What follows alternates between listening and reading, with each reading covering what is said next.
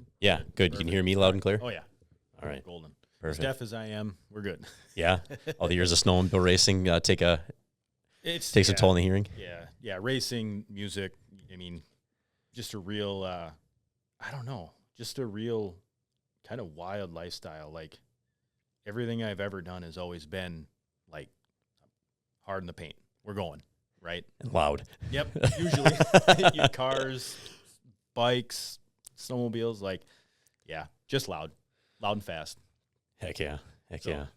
Well, Nick, no, I appreciate you taking the time to drive down from up north and come on the show. I was, like I said, I was extremely excited when you kind of reached out and we got chatting and were able to line this up fairly quick. So I was extremely excited. So yeah, like I said, thanks again for making the time and reaching out. Yeah, no problem. Just like I was telling you, there's coincidences in my mind aren't coincidences. It's a working, right? Like, and leading up to this, I'd been wanting to try and reach out somehow, way, shape, or form to like the snowmobiling community, because I've been gone for a while, right? And seeing Cardell's interview, it happened at the right time, and I'm hoping it leads somewhere. Not sure exactly where yet, but just felt like I had to come and share my story. It may be the same story everybody's heard, right? But there's somebody out there that hasn't heard it yet, and at the end of the day, I think I've learned a lot, and if I can help the next generation learn not the hard way, right? Learn from my experience. Why not, right? Like, because that's part of why we're here, right? We're here absolutely to lead and to guide the next generation coming up, right? So it worked. Oh yeah, no, absolutely. No, so I'm excited. I know we were chatting a little bit before we get rolling here, but kind of to start, how much in your life has your last name been mispronounced? If I had a penny, I wouldn't be working. Right? The French version is probably the most hilarious. Consonants mixed with vowels, especially Y's in the French language, I've learned apparently don't work well. Okay. So yeah, that's always been interesting. So it's either just a butchering, and it's just like, it is what it is, right? And then there's the attempt, and it stops at Van, and then it's followed by, I'm sorry, I don't know how to pronounce your last name. It's like, yeah, I got it. It's okay. But even like in the family, so I spell mine with a capital S. Some of my family does like a space capital S, right? Like, okay. So depending on, who set up my bank account that I had way back before, and you go, it's like, give me your name, you give the name, and then it's like, oh, I can't find you. It's like, no, okay, put a space between N and S, right? Like, it just depends on who set what up, right? Yeah. Gotcha. Okay. So, but yeah, it's VanStrydonk. Okay. Yeah, I know, being around the snowmobile world, it's like I'm pretty sure I always heard it pronounced fairly consistently in the right way, but yeah. Around central Wisconsin, there's a lot of Polish names, and there's a lot of mispronunciations of all those. Yeah, lots of Vans in kind of that northern Northwoods area. A lot of Vans. I mean, and even out east, you've got like the Van Dolder family, right? So it even extends out there. Sure. Gosh, well, so to kind of, I knew, your dad had a power sports company. So what was little Nick doing growing up, and what was life like, at those early days? Little Nick was going as fast as he could possibly go, and had no fear. And I see that now in my boys. It's come full circle. Yes. And now I'm the dad going, boys, calm down. Take a deep breath. We need to calm down. All right. Because dad had that energy, but I don't have it anymore. I now understand why my uncles would say, if I only had half of your energy, right? I get that now. Yeah. No, I grew up. So my racing story didn't start with snowmobiles. Okay. I started on dirt bikes. My dad, we'll go way back in the time machine, I guess. Not that my parents are old by any means. But my dad, my grandparents had a dairy farm. Okay. A number of years ago, like most central Wisconsin, northern Wisconsin families did. Yeah. And my grandfather started Irv's. Irv started Irv's okay. Sales and Gotcha. Service. And there was a few snowmobile dealerships around Tomahawk. I mean, that was back in like the Evinrude days. I mean, the Rups, that was like the heyday, right? Sure. So Grandpa had the Polaris dealership, and then my grandma and grandpa ran that for a number of years. And then when my dad turned 18, my grandfather told my dad, you have a choice. You can either work or you can go race, because my dad raced motocross, and apparently he was pretty good at it. Raced a few, the AMA circuit, raced Tigerton, raced, the tracks that were there. Some of them are still around, but he was pretty darn good. And then the crew chief on our team, Tom Duplay, raced with my dad. So my dad and our crew chief they go way back, right? Oh, that's cool. And so that kind of sets the stage for like the family close-knit community our race team was. Most of it was family, uncles mainly. But even the people that weren't blood family were still family. And so Grandpa gave the ultimatum, and Dad, obviously, you have to be able to make money to go racing, right? So you can't race without money. And he said, you know what? Funny how that works. Yeah. I wish it worked the other way around, right? So Dad said, you know what? I'm going to work. I have to work, right? Like, you have a somewhat successful business, and I'm going to work and provide, for myself and my then going to be wife and then children, right? Like, I have to be an adult. And my dad told me that he looked at Grandpa and said, I'll race with my kids, right? And it came to fruition ultimately, right? We're going to fast forward way. My grandfather left Irvs and started VanStrydonk Construction with my uncle Jim, who was my first job out of high school. And my Uncle Jim still has an extremely successful construction business. Okay. And my dad and my Aunt Nancy took over the family dealership, and 50-50 partnership, depending on who you ask. and they really did turn it into a really good small business. They took care of customers. Even when I was a kid, looking back now, when I was a kid going in there, I learned so much just from watching how my aunt and my dad and their employees treated customers, as far as, how to navigate through the world. The business went through multiple different stages, multiple expansions, multiple lines and product lines. So yeah, as the son of a powersports dealer, one would assume that you just take whatever you want, right? But it doesn't work that way. And at least it didn't for me. So employees did have the option, and it still holds true today. I believe that employees had the option, if they wanted to do like a dealer sled for the wintertime. You could run a sled, 1 or 2 sleds, and at the end of the year you sell it at a discount, take the hit, but at least you had a quote used sled. Sure. Because back in the day, used sleds were hard to come by. They're not as prevalent as they are today, and they weren't accessible. We didn't have Marketplace and Craigslist and all these other sites to sell your stuff, right? Like, you want to sell something, you take out an ad in the paper, or you call the radio station. So yeah, I did have something to ride, but it wasn't like we were going riding all weekend, putting on 1,000 miles when we were kids. Now, started motocross racing and got pretty good at it. I started at 3.5.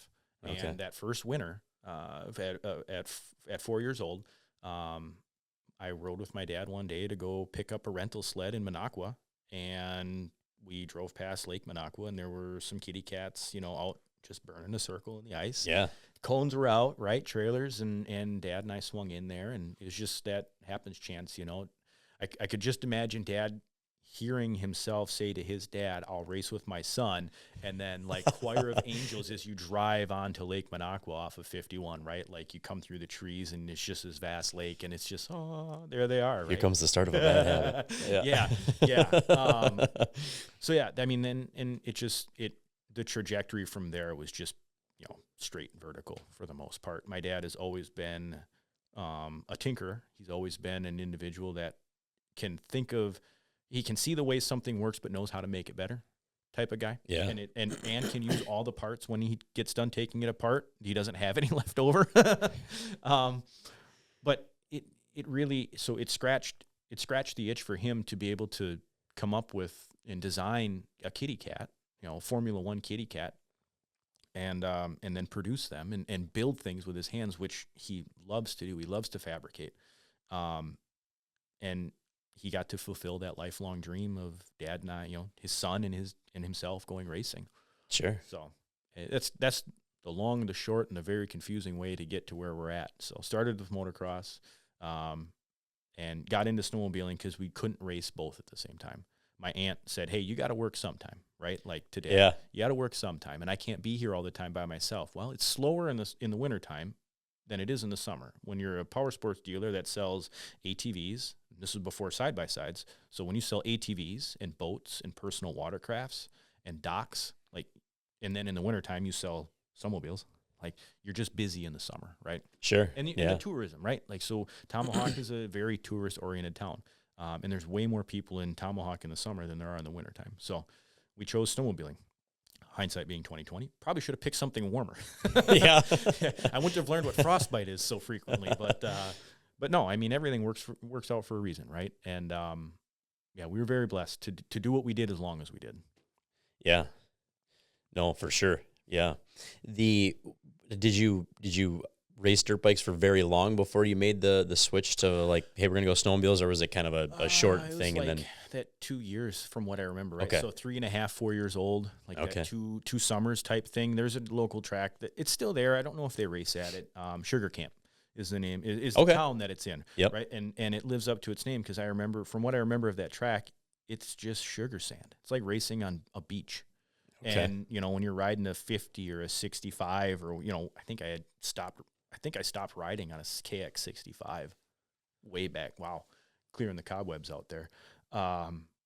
It's just wide open, but you're like snail's pace, right? Just going through the sand. Yeah, pretty much. But I liked it. There was a few other tracks. I don't remember the names of them, but I remember very brief moments of racing. I remember one of them was just an oval, right? There were no jumps. And I remember being little kid, this isn't motocross racing, right?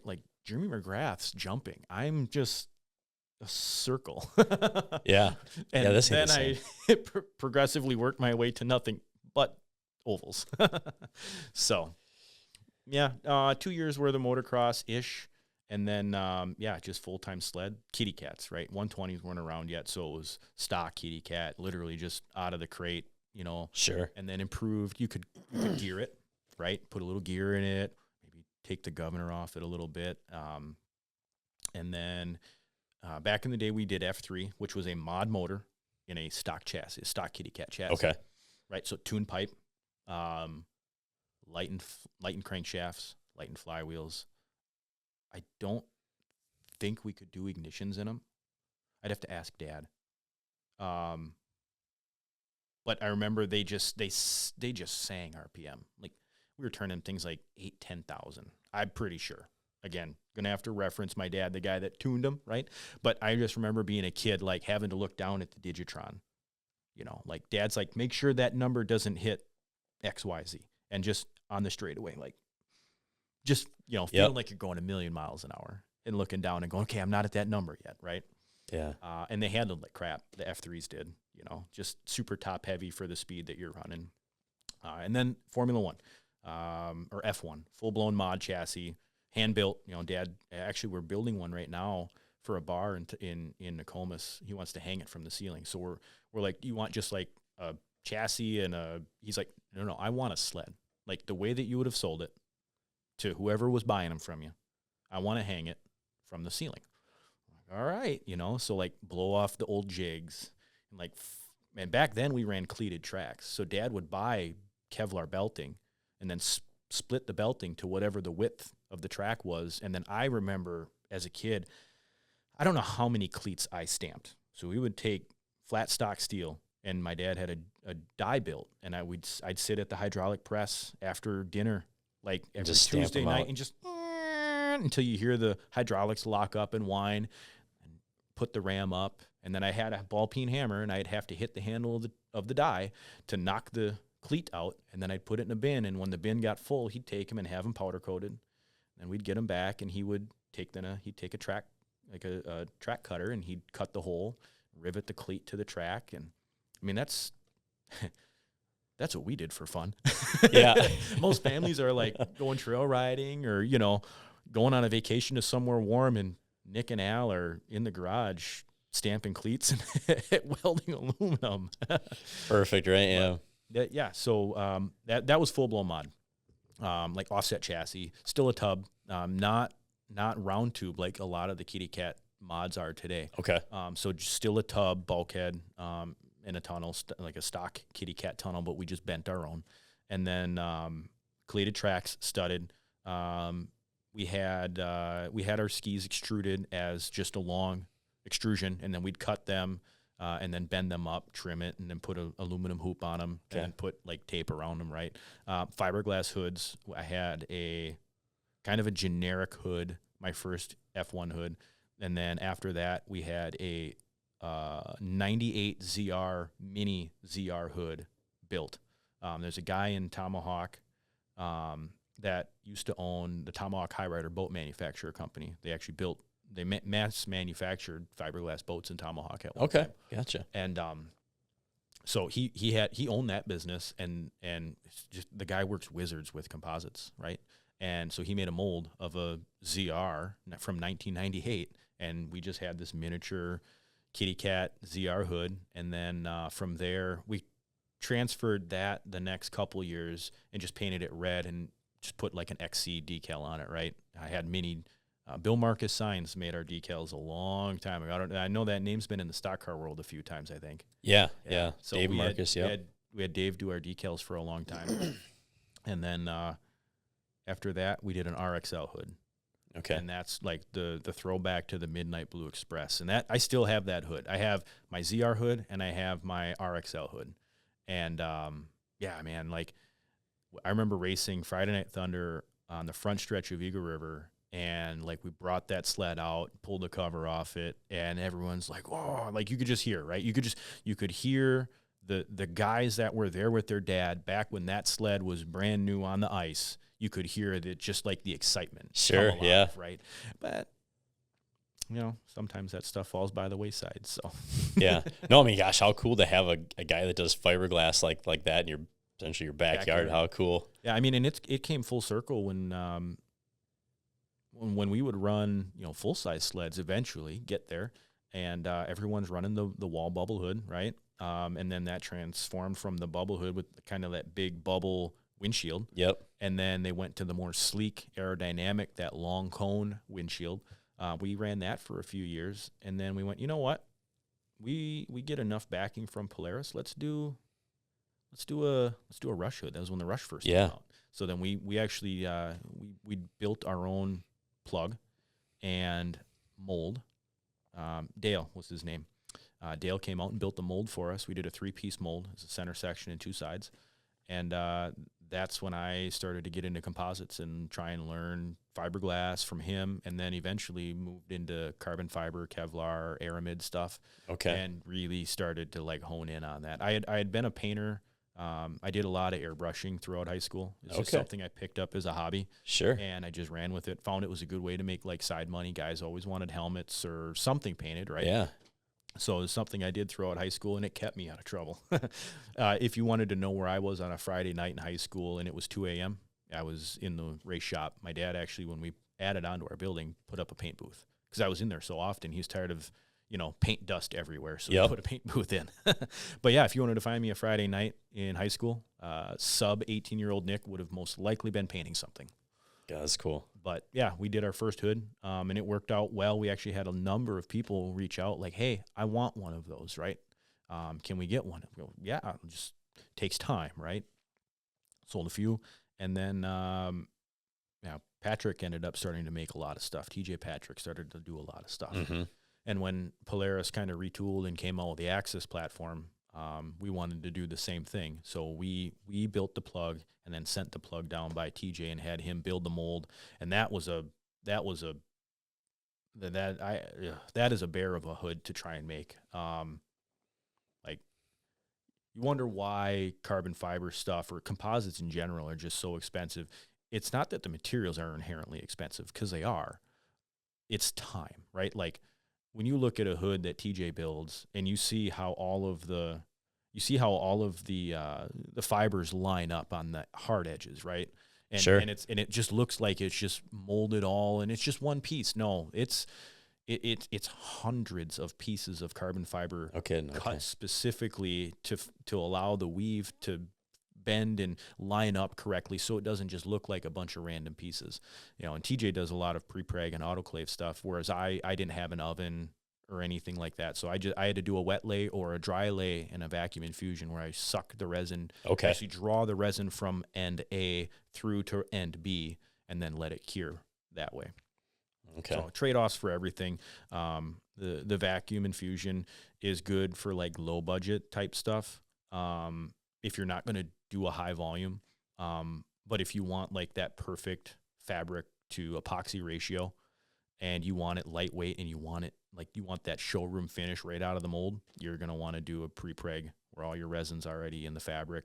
You're going to suck a vacuum and compact everything together with that vacuum infusion. You're going to throw it in an oven. You're going to bake it, and it's all going to kind of bleed and melt together and come out as one solid part. Now, in that hood that you're talking about, that style of hood, was that I would assume probably the last style that you ran? Okay. It was, yeah. And I remember, I mean, there's a lot to the hood. It wasn't simple. No, it's one, oh boy, 1, 2, 3, 4. It's a 5-piece mold. No kidding. Okay. And just the console area, when I made a couple, the last couple of years I've done a couple, and the mold's been had. I mean, you only get so many parts out of a mold, right? No matter if it's steel or composite, like there's only so many parts you can produce from a die. It's on its last leg, but there's enough life left in it where it's like, I kind of want to keep that hood out there. Like that's just a signature TNN racing hood, right? Sure. Yeah. And, just the console area, like where the gauge would go for the trail sled and where the handlebars sit, is over 100 pieces. Like it's over 100 individual pieces just to make up that kind of cockpit console area. Okay. And then you have the sides, you have under like where the A-arms go, you have the nose, and then the nose actually scoops down to protect snow from coming up underneath into the belly pan area. Like it's a lot of work. I have... No wonder you kept it out of the hay bales. Well, and so that's the other thing. I mean, even I don't know about stock cars, but like when carbon fiber really started to get prominent in snowmobile racing, and I shouldn't say everybody, a lot of people were trying to use carbon fiber. It's not because it was just lightweight. It's because you can go into the hay bales and your hood's not junk. The number of hoods that you kiss the hay bales, and it's just like fiberglass hoods just explode with the hay. You can't tell glass from hay in the air, right? You go into the bales at 100 miles an hour with a carbon fiber hood, and like it's cracked, but you can patch that. Like it's not blown apart. Like, and that's just carbon. Like you start adding Kevlar and other aramid fibers. Carbon fiber is really strong and it's rigid. Kevlar isn't quite as rigid as carbon fiber, but its tensile strength is almost unmatched. You have to buy a special pair of scissors just to cut Kevlar. Otherwise, it just fibers and pulls apart. Sure. Okay. Makes sense. The stranding comes apart, right? And they're like $60, $80 a pair of shears, right? And those have a life. So there are some companies you can buy like Kevlar shears, and you can send them in and get them resharpened for nothing, and then you'll get them back. But it's like the investment just to get into that stuff. It is a big investment, but for our team, it's like we want to be self-sufficient. Like, and when you have the knowledge, if something happens at the track, like you can fix it, right? You don't got to call the guy or hope they're in on a Saturday or on a Sunday. Be like, hey, this happened. What should I do? No, you just learn, right? You become self-sufficient because we're all over we're in Quebec, we're in Iowa, we're in no cell service somewhere sometimes. So yeah, and you're there for days, and you're racing on a Sunday, you're not back in town till a Monday. It's not like you can just there's limited time when you get back to town. Yeah, and you're not going to not race. Right. Over a hood. Yeah, you didn't. Yeah. I remember we were in Alexandria, Minnesota, and we were running a carbon fiber tunnel that year. And it was too rigid. So for those of you that want to do it, don't. It's not worth it. It's too rigid. The sled wouldn't roll. There was no like the chassis of itself wouldn't rigid. flex. Yeah, no kidding. It was like driving a plow truck. No kidding. We couldn't get the chassis to roll over on itself no matter what we did because there was just no flex. It was like driving a chunk of lumber. It had a mind of its own. Anyways, we're in Alexandria, and we had a sled We had a bar rip out of the track, and the stud, the backer, and the backer plate went into the tunnel and stuck into the tunnel and didn't eject.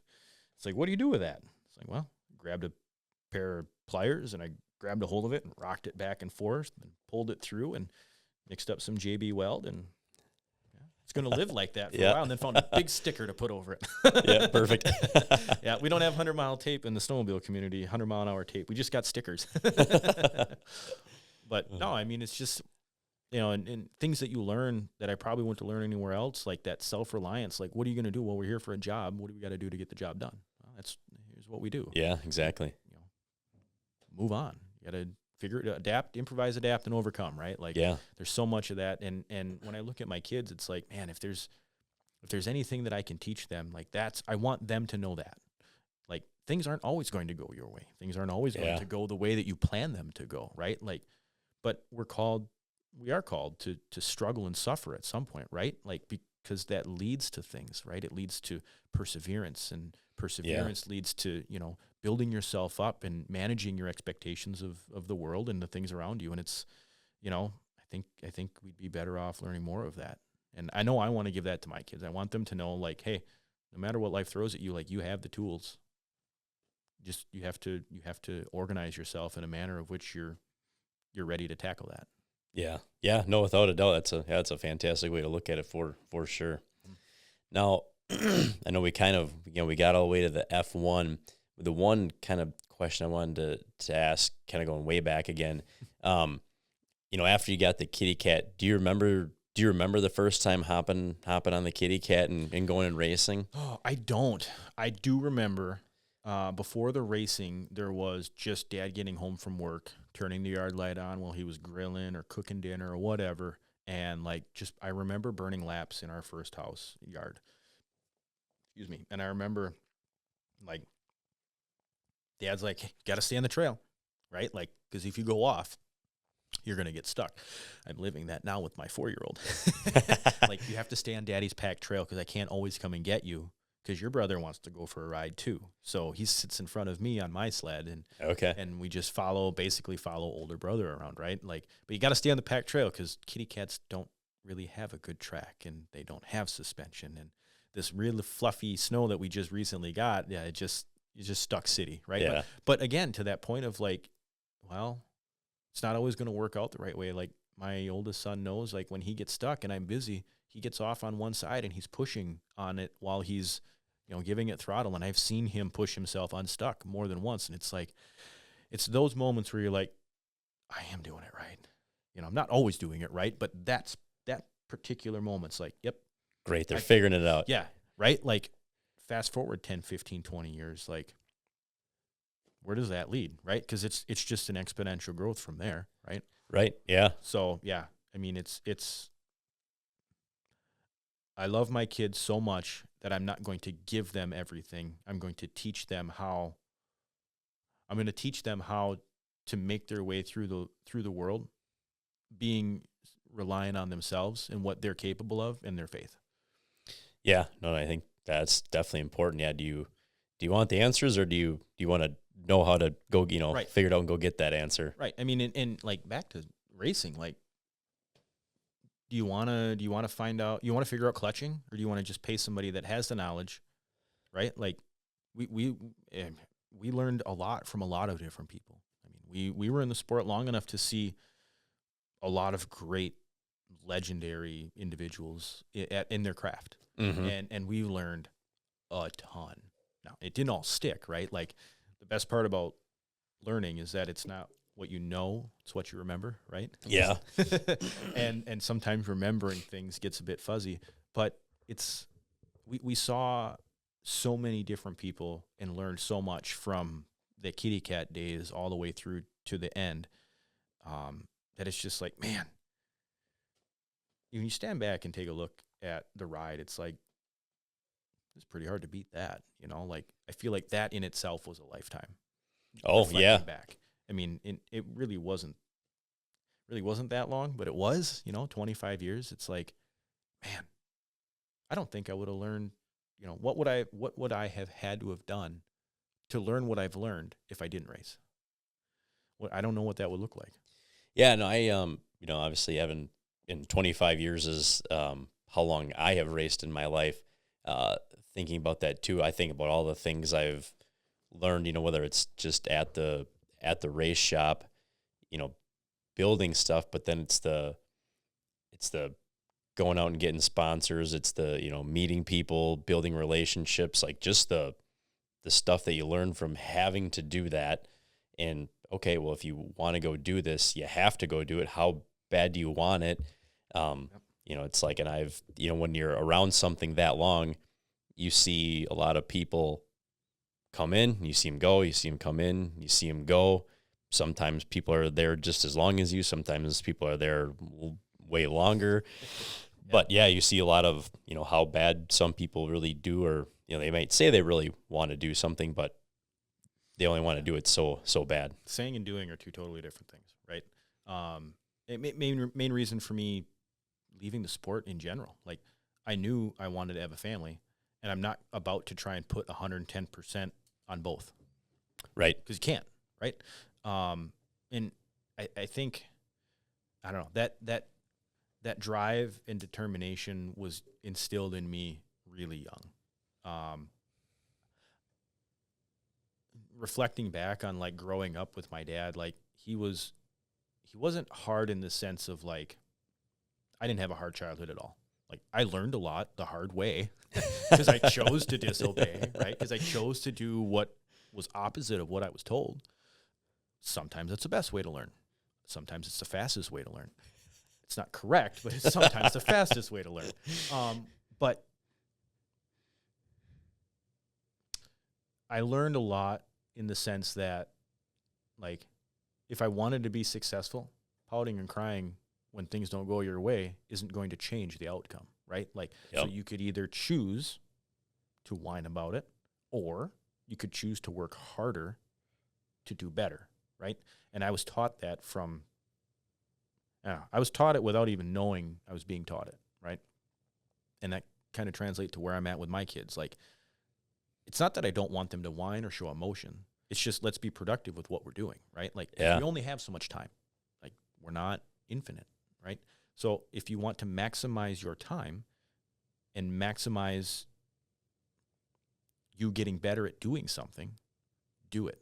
Don't think about it. Now there's a time for planning, right? Like there's a certain amount of planning that needs to go in large life events, getting married, buying a house, right? Like planning for that. But as far as, overcoming adversity, no, just doing is the best antidote to that.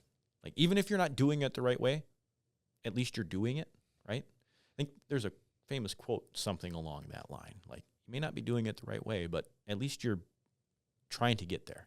Right? Yeah. So. Well, if there's not a famous quote out there like that, it can be yours now. I'll put that out there. Oh, boy. Yeah. If we're taking quotes from me, we're in a pretty sorry place.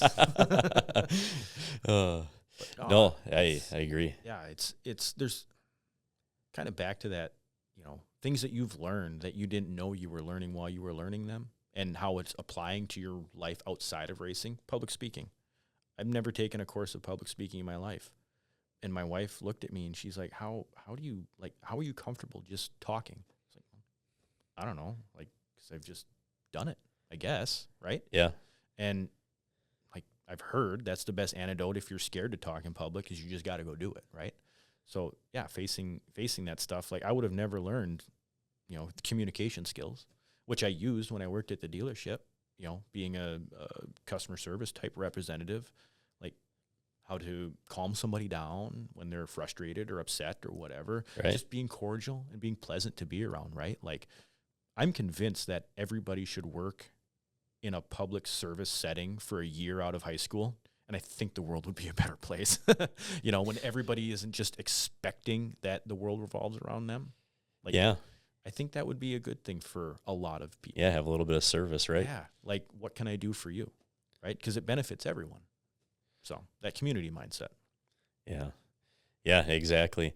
Now, as you're going through some of those earlier stages in, the snowmobile racing ranks, when did it start early, or like when did it really, did you just find yourself hey, I guess the next step is going to be a pro champ, or was it like, hey, yeah, I'm 8 years old and that's what I want to do? Yeah. Yeah. I mean, just obviously Eagle River kind of right in your backyard. Did you grow up going to those bigger races and stuff like that? Only going because we were racing. Okay. Right. Like, so, man, I don't remember how old I was. Racing when I was young, under 10 it's just what we did in the wintertime, right? Like most families have their traditional whatever Disneyland at the end of winter or over winter, right? Like every winter we're going to go. Every winter we're going to do this was my family, and it was racing.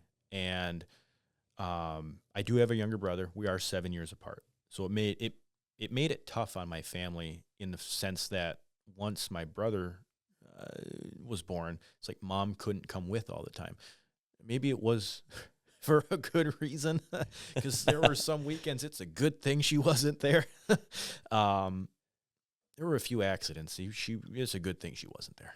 But it made it hard on the family in the sense that she couldn't come and had to stay home with Troy. And Troy got into racing until probably 6 or 7 years old, and then he just wanted to play. Which, you know what? If kid's not into it, he's not into it. Right. Can't force somebody to do something they don't want to do, right? But he still liked to go to the track. So they did tag along once he got a little bit older every now and then. But it was probably 10, 12 years old. I remember walking away from Eagle River, Friday Night Thunder, watching the pros, the big guys, right? Like affectionately, they were the big guys to all the kids racing when I was young and racing. And I looked at my mom as we were crossing the street. And I said, Mom, I'm going to win that one day. And it's like, I reflect on it now. And when I won in 2012, I thought of that moment as I was taking the parade lap, and I'm like, holy crap. Like that goal that I set myself up for from age 10 or 11 or 12 was finally achieved today. 10 years later, like, holy long-term goal setting. But I didn't realize I was doing it, right? Like, because it was what I was passionate about at that time. And like that adage of you don't work a day in your life if you do what you love to do, right? Yeah. Like, but that's what it was for me. Racing for me wasn't just something I did on the weekends after about 10 or 11 years old. It was racing to better myself, to accomplish something that I set my mind to. And all of the things learned along the way, it was like, yeah, like I get it now.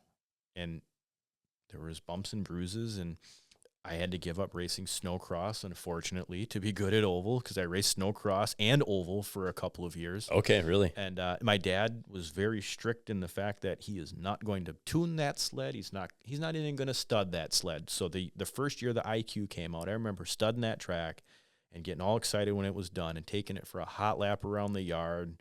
And then I got bucked off the front of it and I ran myself over. Again, hard lessons, right? Yeah. And I remember racing semi-pro sprint 500 at Eagle River. I got off that sled because Dad had the semi-pro sprint 600 warming up in the pits. I hopped on that sled, went out and raced a heat race. I got off that sled and I had to run over to my snowcross sled and start that thing. 12 or 13-year-old kid or however old I was, trying to start a 600 high compression engine. Worked about as well as everyone thought it would, and it was cold because he wasn't going to do anything with it. So it was that drive to want to do it, right? Like, I got to do this because it's the only way it's going to happen. And I remember racing that race, and my oval, I ran a super sheer shield. Wow. At that time, and it fell down mid race, and I'm trying to push it up and it wouldn't go up, kind of like your expensive helmet story. Yeah. Right. Like, I'm trying to push the visor up and it won't go up. And finally I just tore it off and I knocked it off. That was when I quit wearing visors because it just got in my way, just stuck with goggles. And that was the last day that I raced snowcross. It's just because I realized during that race as I'm sucking wind after running 2 heats of ovals. Yeah. And racing snowcross on a 600, 100 pounds, maybe, trying to race snowcross. Didn't do very well. I was like, you know what? I got to pick one thing to be good at. Like, I don't want to be a jack of all trades. Like, I want to be good at one thing. I'm glad I stuck with it because it produced fruit. Yeah. No, it's for sure. Was it an easy decision to go, yeah, I'm gonna do the oval versus the snowcross thing? Yeah, it was. It really was. Like, snowcross was up and coming, and like, I don't know, that's kind of like, looking back, we really hit snowmobile racing like at the right time, in my opinion, right? So there was the heyday of snowmobile racing back in the 80s, late 70s, early 80s, Yeah. Eagle River, right? The heyday where it was like you had to park 2 miles away just to walk to see. I know the you race. see some of them photos and it's just packed. Oh, it's mind-blowing, right? And it was always 20 below. Like, Eagle River, very seldom has Eagle River not been cold enough to get frostbite walking somewhere. Yeah. There's a lot of those early stories about Eagle River. It's like, yeah, I'd never heard one that wasn't where it was above 20 below. Right? Yeah. Yeah, you could just almost set your watch to it, right? Probably some of those years you were there, probably similar ones where I was around there, and it was like, it's flooded and there's water all over. Like, what is this? Yeah, 2017 was definitely an off year because the vintage weekend before the modern day sleds, there was a kayak going through the pits. Somebody took a picture of someone in a kayak paddling through the pits at Eagle River. So I'm glad they got that picture, because you tell somebody that now, they wouldn't believe you. Yeah, no, that's right. Yeah. So if you have that picture, send it to me, because people don't believe me when I tell them, like, oh, it's always 20 below, like, except for that one year. Yeah. So, but yeah, it's so interesting to see where snowmobile racing started, cross country, the Sioux, the I, that type of stuff, right? And now we get into ovals and that whole, what that ended up evolving to, right? Like, we had the birth of the IFS and all of the other suspension components. Extra 10 came out of the cross country, but like that true RXL IFS was like bred on the oval track. And then you watch snowcross come in, right? Then we had what Cat had, like the AWS or whatever that spindle only, or spindle and A-arm only chassis was, and then the blade came, right? The Rev blade or Rev chassis, whatever Skidoo had. So you, like, being in the industry as long as I was, and watching, like, going from that sit down on the mid to back seat riding style to the rider forward where we're at today with a trail sled and that standing big air. Guys thought they were getting big air back in the late 90s on them snowcross sleds, but I mean, I just watched New York last weekend, and it was like, oh, guys are quadding. All right. Sounds good. Yeah, right. So, I mean, just seeing the innovation, right? Just seeing where we started and then the progression through. I feel like our career, our racing career, was like smack dab in the middle of like the era where we got to see everything progress through. So it was cool. It was cool to be a part of it, right? Like, not that we really engineered anything for Polaris. I mean, the ovals are so niche. When I raced, it was, maybe the throttle flipper was off a trail sled, and the case started as a 440. But, by and large, the sled itself was not a sled you're going to go buy on Monday if it won on Sunday. Yeah. What around year, point in your career was it that where you made that switch of like, no, I'm not doing anything super or snowcross? It was right around like the semi-pro 5 and 600 sprint days. So 13, 14-ish, realized like, I don't know if this is something I want to do in here. So let's see. My last snowcross sled, I think it was a second year IQ, whatever color scheme that would have been. I think it was red and black, back in like the Ross Martin days. Okay. When Ross really started to get really good at his craft. Sure. I think that was the last one that I got. And then, it's just focused solely on ovals. And it was, like I said, a great choice. Like, oval riders don't typically crash like snowcross racers do, but when they do, it's usually a pretty gnarly wreck. I mean, I'm not going to try and throw any shade at snowcross guys, because I've done it, not at the caliber of pro, and there's been some gnarly offs by guys like that I've seen lately, and it's just like, I can't believe he got up from that. But I got hurt enough in ovals. I didn't need to. I knew doing both was just going to accelerate arthritis and all the other stuff. Like, you would have been hard on your body in every way you could have been. When you walk through the pits, like the first year of the Rev chassis, you could tell where the rider stood on the running boards because they were just dimpled from where their feet were. I mean, that's how big of a pounding. I mean, and guys relate it to motocross, right? Like, again, because I did that too when I was young, but I did it. It's like, yeah, them bikes weigh like 150, 200 pounds. Yeah, snowcross sled weighs like 450 pounds before it gets sopping wet full of saggy snow. And you're doing about the same thing with it, right? Like 100-foot booters and hitting the, and that snow's not soft. Like, don't let that groomer out there fool you. That stuff's like concrete. You know, when if you ever get to a snowcross race and you see them guys launch that sled, like the 13th and shameless plug, the 13th and 14th at Eagle River, they'll be up there racing on like as much snow as they can pack inside that derby complex. Mm-hmm. When you are there physically and they come down on a landing and you hear that sled flop on the snow and just that dull thud of the air being removed from under that sled, you stand back in awe of like, and that guy's going to walk after this? And that energy goes somewhere. Yeah, it's got to go somewhere, right? Like physics apply.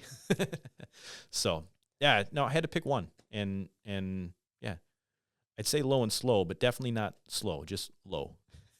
Yeah.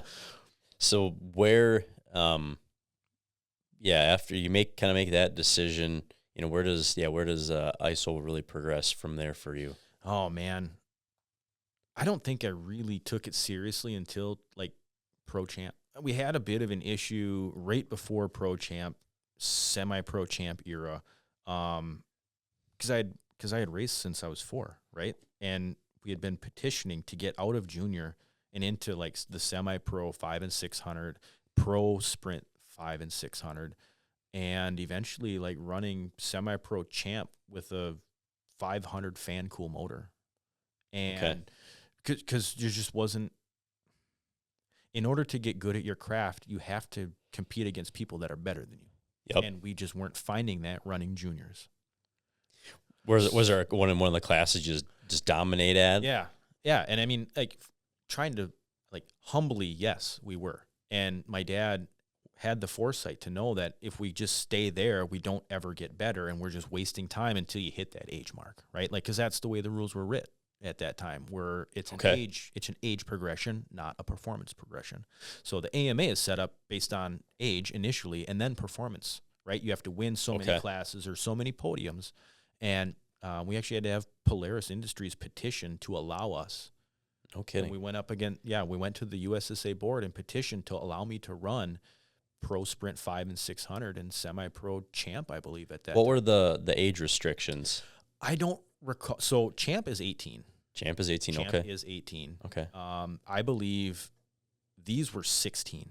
So, like, not that long after the snowcross years or the attempt at it, it was continuing to get better.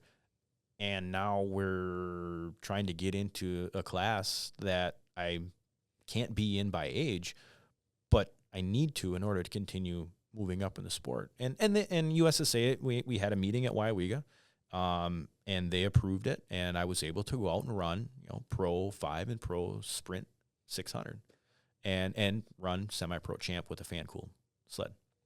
Had to start in the back row. Okay, but it's still seat time, right? Like, right. If my money's just as good as the next guy, and if I can not be in the way, what's it hurting? Right. Like, exactly. So it worked out well.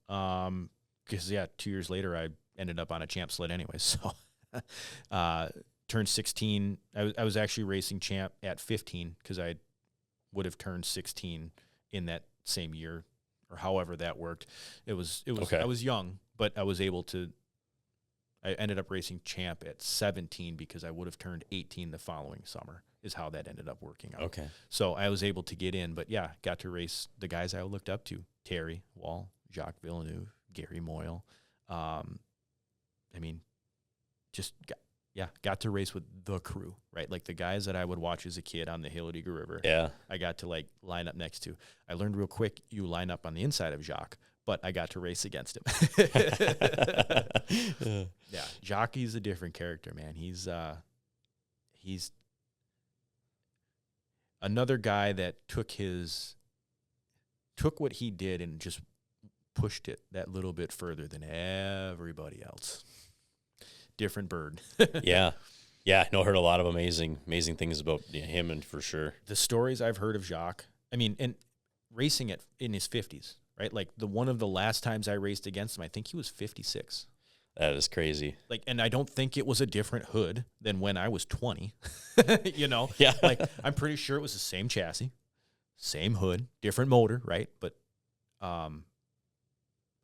yeah, I got to chum with like the legends, right? And it doesn't happen in a lot of different sports, which is cool. Like snowmobile racing is unique in the fact that we all suffer in the cold together, regardless of how well we do, right? Yep. But again, like you make that bond and that camaraderie, and I don't know if it's in any other sport because I haven't immersed myself in any other sport in that way. But I think ice oval racing is a really niche community. I really think it's kind of its own, I don't know how to explain it. I think it's its own unique thing that I think would be hard to find somewhere else. Sure. Yeah. Yeah. No, that makes sense. Yeah. So. Yeah. I mean, yeah, and some of those, you had those guys that you came in and got to race with. Who are some of like the younger crowd kind of coming at the same time as you?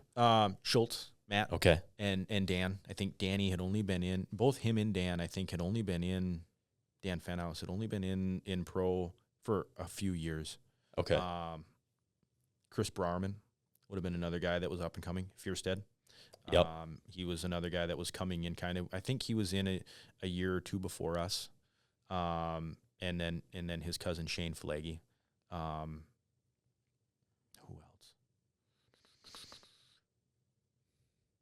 Wondershire had probably been there a little while. PJ had been there for a couple years. So he raced Eagle River and won at 18, and I think I was 15 or 16 at that time. Okay. So a few years ahead of me. Not by much, but a few years, maybe even younger than that. Oh, man, I'm really, really blowing cobwebs out of areas I hadn't thought about in a while. Petersons, there was a couple Petersons that raced. Okay. At that time from the WSA circuit in Minnesota when Wally Shear was still running the WSA series. Okay. Yeah, I think they ran the snowcross stuff too. So you had an ice oval and a snowcross. Regardless, they were both under WSA at that time. So yeah, wow. Now we're really getting into areas that I kind of remember but haven't thought about in a long time. So racing on ice versus racing on lake ice versus racing on land ice. That transition, I got to go through that transition, and that I don't know how we ever raced on lake ice. Like looking back now into how much easier it is to race on land ice, we were crazy. We were absolutely nuts. I mean, kind of crazy to do what we did anyways, but to pull semi-trailers next to one another on lakes and park them, 24 inches of ice, right?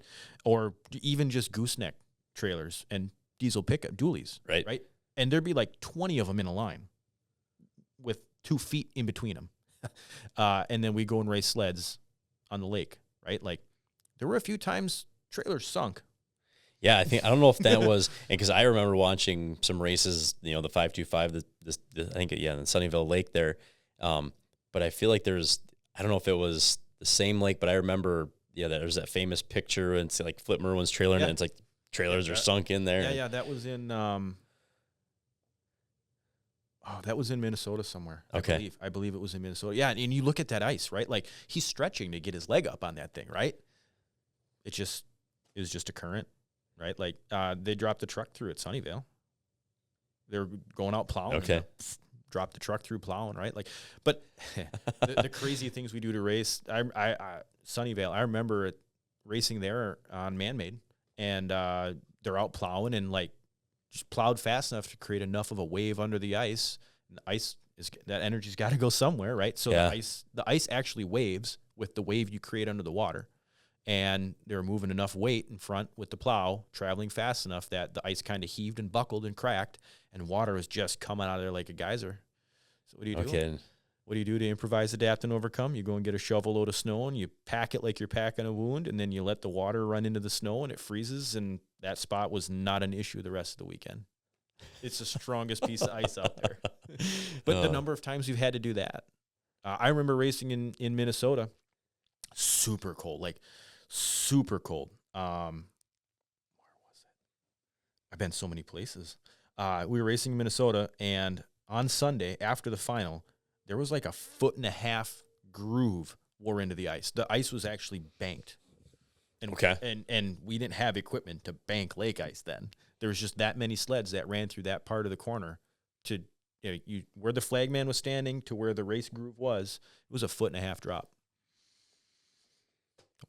Yeah, those sleds tear up ice, that is for sure. Yeah.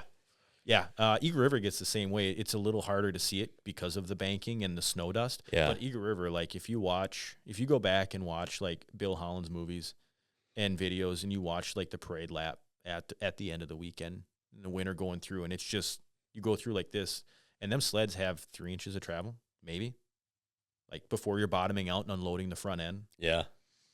Yeah, there's a number of our chassis out there that have, like, there is no powder coat left on the bottom of them. It's just chromoly. I can imagine. But what do you do, right? Yeah. You just got to run. Everyone else has to do it. Yep. So it is what it is. Yeah, just drive through and keep going. I kind of skipped fast over some of the, those older guys you looked up to. I mean, who was, the guy that you looked up to growing up? Jeff Ludwig. Okay. By far. Yeah. He just exemplified like gentleman, right? Like okay. Somebody that as a young kid I looked up to and was just like always spoke well, always like appeared to the public eye, like nothing was bothering him, right? And just gentleman. That stuck out to me because I knew, I guess maybe somewhat greedily, I knew that that's what would attract sponsors, right? Like that cool head, right? Yep. And like you can't go racing if you're not financed. So I looked up to him, and he had such a smooth driving style. Like the man just drove a sled and could put this lap 1 lap time was the same as lap 20 lap time, just because he was so smooth, so consistent. And it's like, that's how you win races. It's not about being a rocket ship for 5 laps, right? Like anybody can be a rocket ship for 5 laps, but can you have the same lap time on lap 20 on a dirty track as you can on lap 1? That's what wins races. Yeah. So I looked up to Jeff. I looked up to Terry. Because again, his driving style was just methodical, right? Like you can tell drivers, like when you watch, and it doesn't matter any driving sport, like you can see who's a driver, and it's just something you see in the way that they handle the car or the bike or the sled, and when they make it look effortless, you just like, that's usually a talent that's not bought. That's usually a talent that you're born with. Yeah, just have that right feel for it.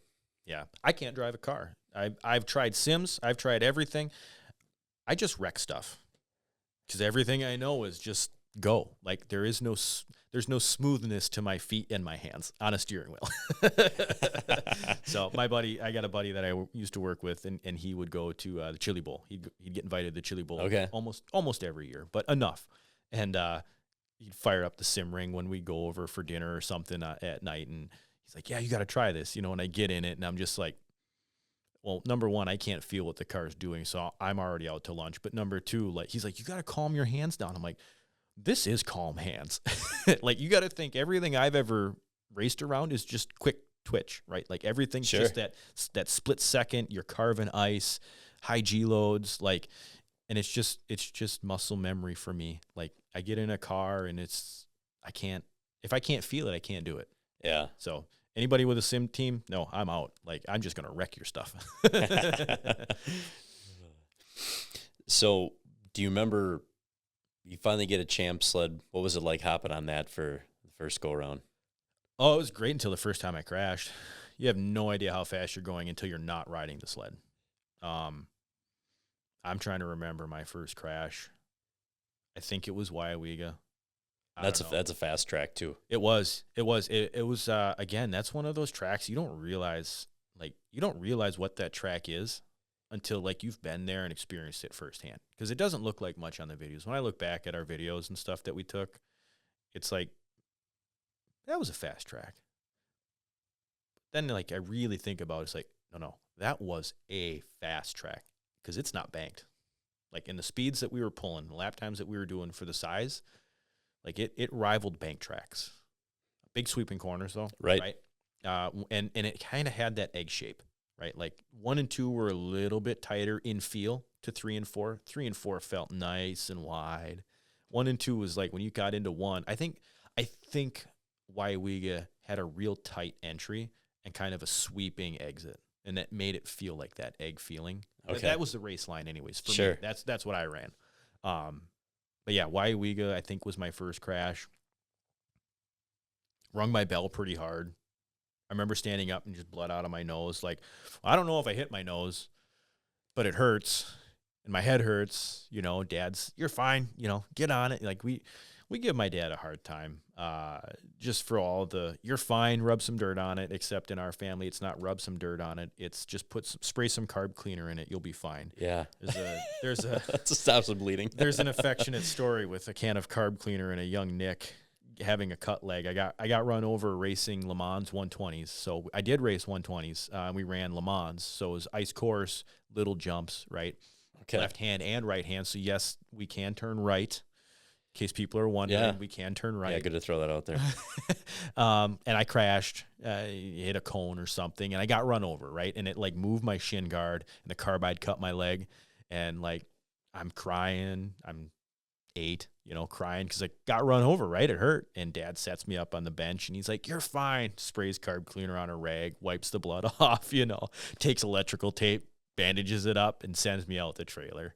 And he's never lived it down, right? So now everyone's going to know about it. You're welcome, Dad. But yeah, in our trailer, it was just spray some carb cleaner on it. You'll be fine.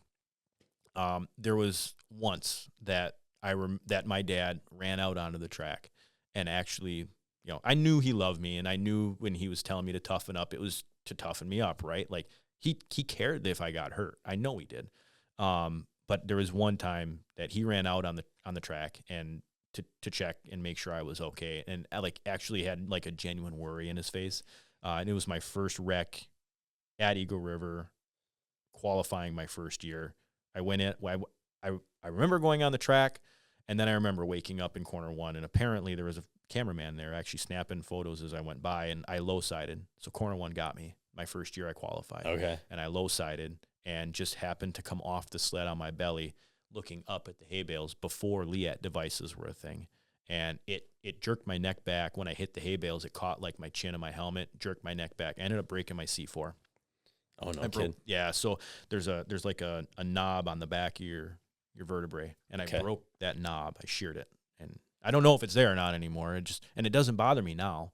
And I got a concussion. It rung my bell.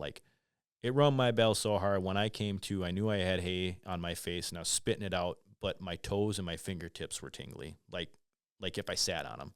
Everything basically from my waist and my shoulders down was just numb. And it was at that point I went, oh, it's a lot faster than the kitty cat stuff, because it happened so fast that I don't remember it. Now, for kind of people listening, describe what low siding is. Okay, yeah. So low side, we'll start with high siding, because you see a lot more high siding than low siding. Yeah. Right? So a high side in snowmobile racing is if you're setting up and you're coming into the corner and you initiate your lean, and you say you get either on entry or mid corner.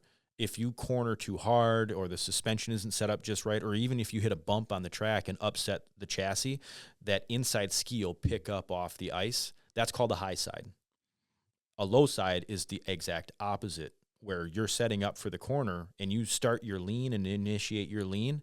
Like what I did, I hit the track started to bank, and then it got flat, and then it banked again. So I had started leaning on the bank, but when it went to flat, I unloaded the outside ski and took all the weight off that outside ski, and it low-sided. Pick that outside ski up, and once it gets to a certain pitch, you're not saving it because you've unloaded it too far. Sure. And that's what happened. And it was just, thank goodness that camera guy was there.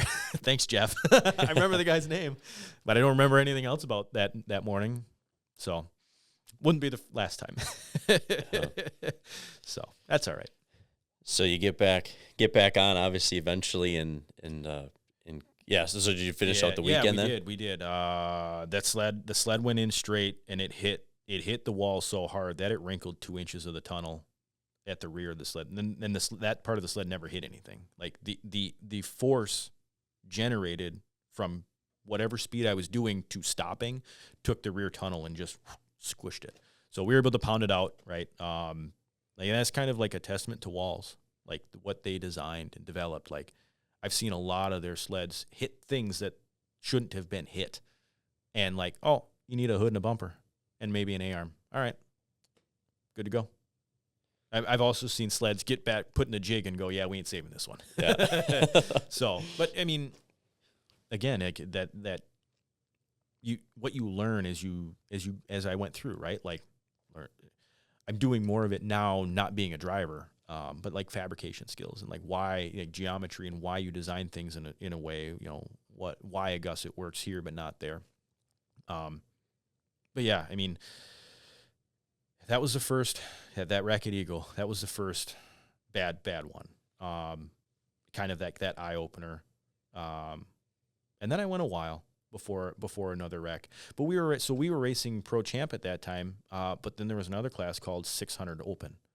Yep. And it was full blown mod 600s.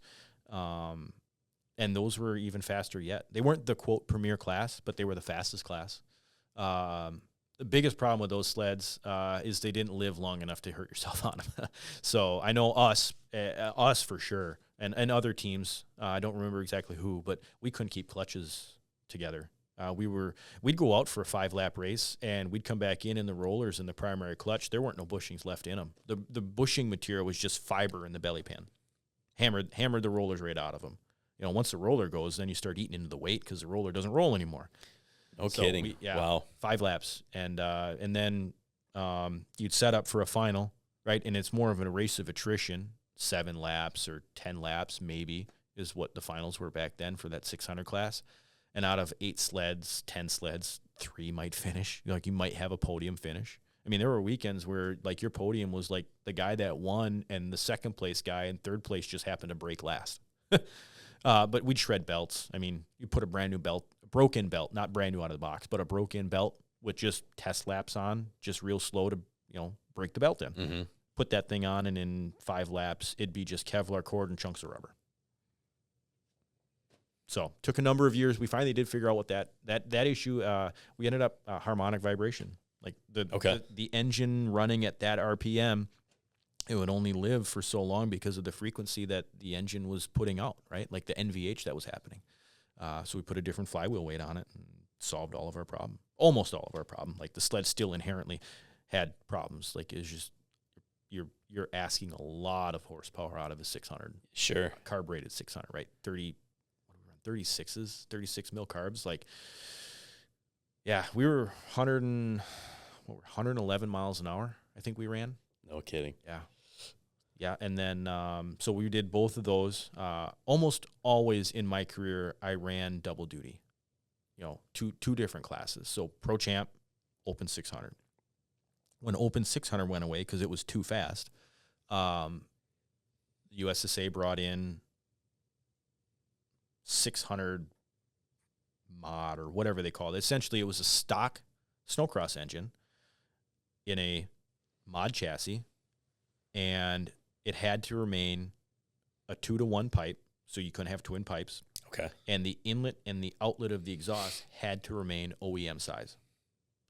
And that's how they were going to control the speed. Hit 113 miles an hour at Valcourt.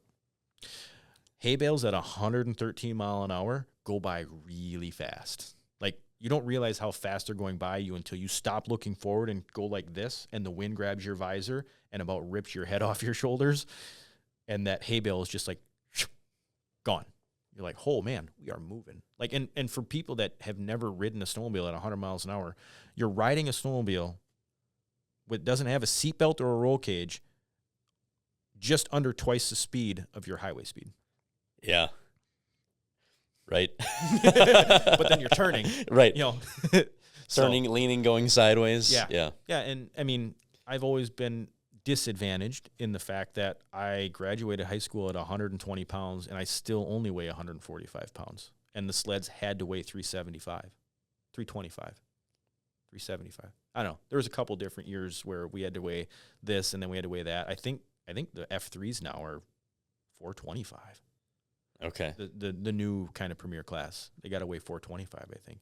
So, I mean, yeah, I may not I may not weigh a lot, which would bode well for acceleration, but at 100 miles an hour, weight's static.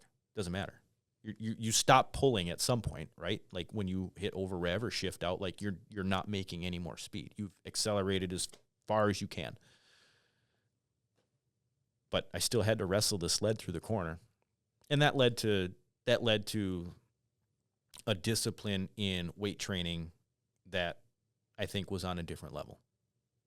And I really do believe that. I believe that I had a great dietitian, and I still have a great chiropractor that really pushed me personally, physically, to places I don't think I would have ever found myself. Yeah, like what kind of stuff were you doing? Like, yeah, fitness. You're talking dietitian, like that diet, that sort of things to really compete at the level you needed to win 2 world championships. Yeah, I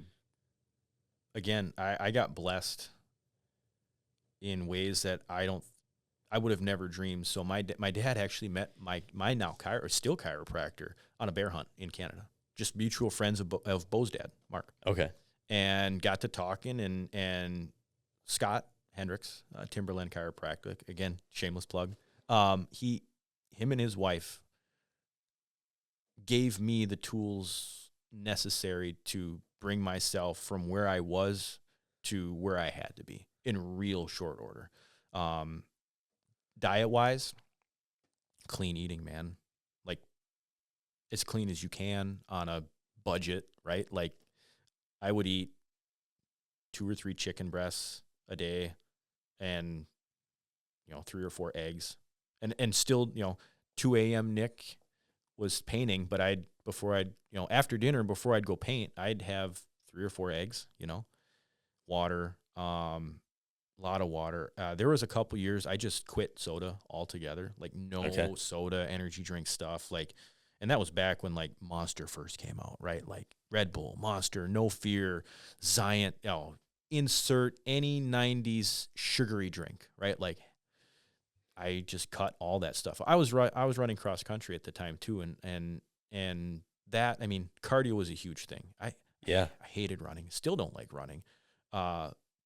But the best way to be done running faster than everybody else is to run faster. Yeah. Running, if you have a hard time being mentally fit, start running, because it is going to change who you are. You are going to find the weakest part of yourself while you're running, because all you have time to do is think and put one foot in front of the other. Yep. Yeah, I'm very much into running. I would agree with that. Yeah. Yeah. And so again, like, blessings, my cross country coach, throughout high school. I was terrible in middle school. Like, I wouldn't have made the JV of the JV in middle school, but I showed up, right? And I realized, like, because of my size, I was just, if I wanted to be a good runner, I had to find a way to do it different and better than everyone else.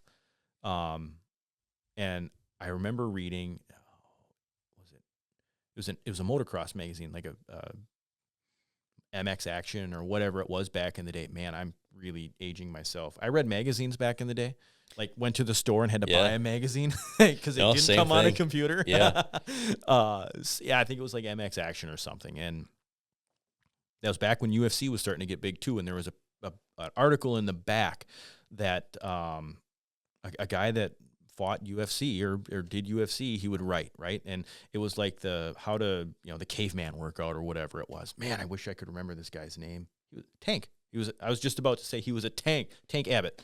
Okay. Way back in the day, right? Like late 90s, early 2000s UFC, like OG. And the caveman workout was like, just take a backpack and put rocks in it, like a quarter of your weight or, an eighth of your weight or whatever you can stand, and just walk with it, right? Like, carrying around all that extra weight, eventually you're going to not have that weight on you, and it's going to be easier to maneuver and to walk, and then jog, and then run, and then up the weight, right? So that's what I did from the summer. I transitioned from middle school to high school, and then in kind of right before high school, I would run because I wanted to do better than what I was doing running, and I knew running was a good way to stay in shape for racing, like cardio wise. And eventually hit a point where I was like, I don't have the stride everyone else does, like, because I have little legs, because I'm a little guy. So I need to do something to be more efficient in the calories I'm burning. Oh, well, if I take longer steps, I have to take less steps. Therefore, I burn less calories, right? So then I started running through downtown Tomahawk, and I would only let myself put 2 steps in each sidewalk section. And then eventually, when my stride just normally got longer, or naturally got longer because I was just running longer steps, 1 foot in each chunk. And they just happened to be cut in a way that I was able to do that, right? Like, because I've been to some cities and I'm walking around like, yeah, little Nick wasn't putting 1 foot per chunk. Like, these are really long. Yeah. But that's what I did, right? Like, again, improvise, adapt, and overcome. Find a way to get better, and it may be in an unconventional way, but like, it's got to work, right? Yep. And it did. Eventually, I started my freshman year of high school running varsity, just under varsity, varsity some races. And by the end of my freshman year, I ended up we went to state, and I was our number 4 runner. And then my sophomore year was like number 3 runner. Junior year, like jockeying number 1, and then senior year number 1 runner, and we ended up winning state cross country my senior year of high school. Oh, no kidding. That's cool. Underdog story, like getting goosebumps talking about it. So it's just a cool, quick group of dudes. Like, we knew we had a shot, and we knew we had to run these races in this manner with these times so that we peaked appropriately at state. And like, all my buddies would run miles, and like, I just apparently got gifted as I grew older that I didn't have to run miles before season. Like, I came in cold. So I had other things I wanted to do with my life, right? Like, I'm here. What started out as I'm here to be in shape for a racing turned into like, no, I'm actually pretty good at it. Yeah. But I never gave that as much of a shake as I did my snowmobile racing, because it just wasn't my thing. Do you still think, when doing the racing through the winter, do you still think that really pushed your cardio so much that it just kept you pretty good coming into running season? Okay. Oh yeah. And there's a pretty long hiatus between snowmobile racing and cross country. Yeah, and just to kind of throw that out there for people to understand, like, how much the cardio really goes into the snowmobile racing side too, to be able to keep. Well, 20 below at Eagle River, right?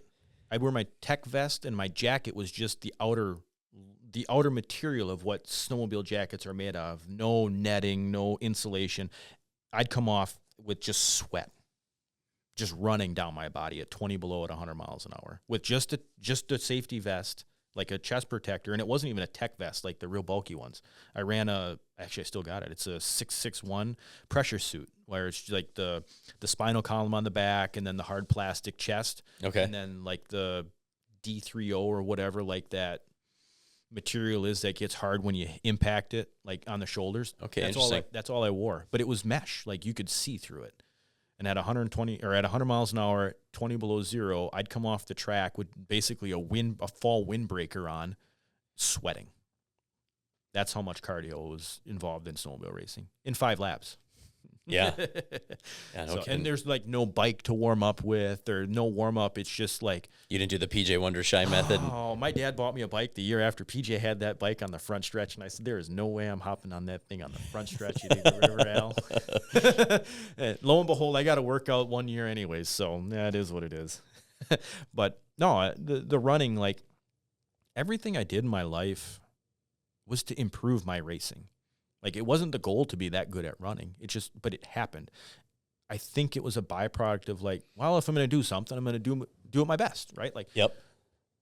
Do everything that you do to the best of your ability, right? Like, because that's what we're called to do. We're called to do our jobs, raising our children, our marriages, everything that we're called to do to the best of our ability, so it's pleasing. And that's what it is. And I recognized that at a young age, and that I brought that to almost everything that I did. Some people would think that it's, just like, maybe look down on it, but it's like, well, if I'm here, I might as well do it, right? Like, I could either choose to show up and just go through the motions, or instead of wasting the time, I could choose to really do it, right? Like, all in. So I ran cross country. I did wrestling for a year and one practice the next year. So I got again, kind of cool story. Like I got to my wrestling partner, my freshman year of high school, was Alyssa Lampy. She went on to win state, one of the only women to ever win state, wrestling men. No kidding. She ended up being an Olympic coach from the little old town Tomahawk. That was my wrestling partner. That's pretty cool. So I got my butt whooped a lot by her. But it was like, but I knew like that was her thing. Like if she came to, test race sleds, like it'd be the exact same thing for me. Right. Yeah. Like that was her niche. And her brother was a really good wrestler too. And then, so yeah, I wrestled my freshman year of high school at 112. Yeah. Pretty sure that's what I wrestled at my freshman year, or 119, something like that. Lightweight. Was pretty good at it. Wrestled JV and varsity because I was the only guy at that weight for both. But it just was a chance to get on the mat and, do the thing, right? Like if I'm here, I might as well do it, right? And then the first practice to my sophomore year of high school, I'll never forget it. Jumping rope. Coach Guru goes, anybody who's here who doesn't think that they're going to give it their all or doesn't think that they're going to be here for the team, you might as well just quit now. So I set my jump rope down. I went and changed. I'm in the locker room. I'm changed, got my bag, getting ready to leave. He comes in. He says, what are you doing? I said, Coach, like I'm here to stay in shape for racing. Like I'm not here for the team. Like I'm here, but I can't travel with you guys on the weekends. I'm always gone. I'd be here for weeknight dual meets. That's not fair. You got another kid that's my weight. And he's like, well, we need you. I'm like, Coach, it's fine. I'm not mad at you. Like, I just, like what you said rang true. Like, I'm not going to be here for the team. I'm here selfishly to gain myself and better myself. If you have someone here that's my weight, put your time into them. They'll learn. Yeah. And that was it. Like, I left and his jaw was just like, and I walked out and I'm like, guess I got to do my own thing now. And then so a year or two later is when I met Scott, and he gave me, I started on a P90X is what I started out on when it first came out, right? Tony Horton, I thought he was the biggest. I've done a couple joke. of those. And I'll never forget, I got the DVD set, and it's like shoulders and biceps. Sounds good. I'm lacking in that department. I got great cardio, got great core, got great legs from running. I'm lacking in the shoulder and bicep department. 45 minutes later, I'm in the shower trying to wash my hair, but I can't move my arms. It was one of like these, like, I might have to ask for help. I turned the shower on. I reached across my bed to grab my clothes to change into. I put my hand down, and my arm was so weak, I face planted into my bed. It was at that point I realized I should probably do that more often. But no, what it taught me was, like, there is a right way to work out. Like, anybody can go and lift weights, right? But your body, as amazing as it was created, gets a memory. And if you do the same workout over and over again, you eventually stop increasing your muscle mass and you stop building muscle. So what the P90X taught me was, like, I would always do something different, right? It was shoulders and biceps. And the next night was like back and core. And then it was legs. And then he's yoga. And my introduction into yoga. Any guy can be big and bulky, but after about 2.5 minutes, that bulk isn't going to do much other than inflame and swell up. And that was the other thing that I learned. Like, you can have all the muscle in the world, but if it's not the right type of muscle for what I'm doing, it just looks good until you need it, and then it fails you. So yoga, I did a lot of yoga, stretching. Yeah, I mean, you had to be pliable, hanging on the snowmobile, hanging off to the side. Leaning off the side of that sled. Like, my goal racing, leaning, I didn't want to be seen if you're on the outside of the track. Like, if you saw my leg, that's about it, and an arm, right? But it's just, I wanted my weight down to the ground because that's where it worked, right? Like, that's what we needed. And want to corner fast, get the weight down. So, yeah, I did P90X for a long time until I started to memorize it, and the CDs stopped working because I'd used them so much. But it was 5 nights a week. 5 nights a week. I was doing a disc every night except for Saturday and Sunday. Those were my rest days. And even then it wasn't resting. Had a awesome group of dudes from high school. We'd play pickup games of soccer for 3 or 4 hours on Saturday afternoons every single day. Like, that's what I did for the first few years after high school. And so there again, you're running around, right? Like, just play. Yeah. Transferred from like the P90X to doing more body weight, but weight like machine type stuff, low weight, high rep, just because I wanted like that. I wanted that fast twitch muscle. I wanted that muscle that was there for the long haul, not just that. Yeah, because that was everything you're using. Yep. Yeah. The eating right, supplementation, like back before sports science was a thing, like actual ginseng, like not the Panax ginseng, but like Siberian root. I would take that, omega-3, the fatty acids, right? Like that, I would take that a lot. And then the vitamin Ds and the vitamin Bs and all that stuff. But yeah, like the ginseng, the reason it works in energy drinks is because it's a vasodilator. So it opens your blood vessel. And when your blood vessels are open, you flow more blood. You have oxygen in your blood, right? So the more oxygen you give your muscles, less fatigue you get, right? So that's how that all works, right? Like, so I got to learn a little bit of like that sports science without actually having to attend college. Like, where else would I have learned all of this without racing? I eventually transferred to just weight gyms, gym hopping, trying this gym, trying that gym, to try and fit with my work schedule. I worked construction for a number of years before I started working at the dealership. So construction was late night workouts. Herbs was early morning workouts. And then I got into jiu-jitsu for a while. Okay. And I really enjoyed that, but it was hard to do that and work and afford it, because I'd have to travel to Wausau to do it. And the car I had at the time did not get great gas mileage. It got terrible gas mileage. And I would have to fill up before I left Tomahawk to drive to Wausau, and then before I left Wausau to drive back to Tomahawk. So I was, at $35 a crack, to do that 3 times a week. It got super expensive. So I eventually gave it up. But I want to get back into it. I did it enough to know, even without racing, like, I want my kids to get in it, because there's so much about a martial arts that teach the things that I don't think I could verbally explain to them, and it's going to help them get in shape, right? Like, it's going to keep them healthy, keep them in shape mentally, physically, spiritually. And I want, like, I got to find a way to burn their energy somehow. Yeah.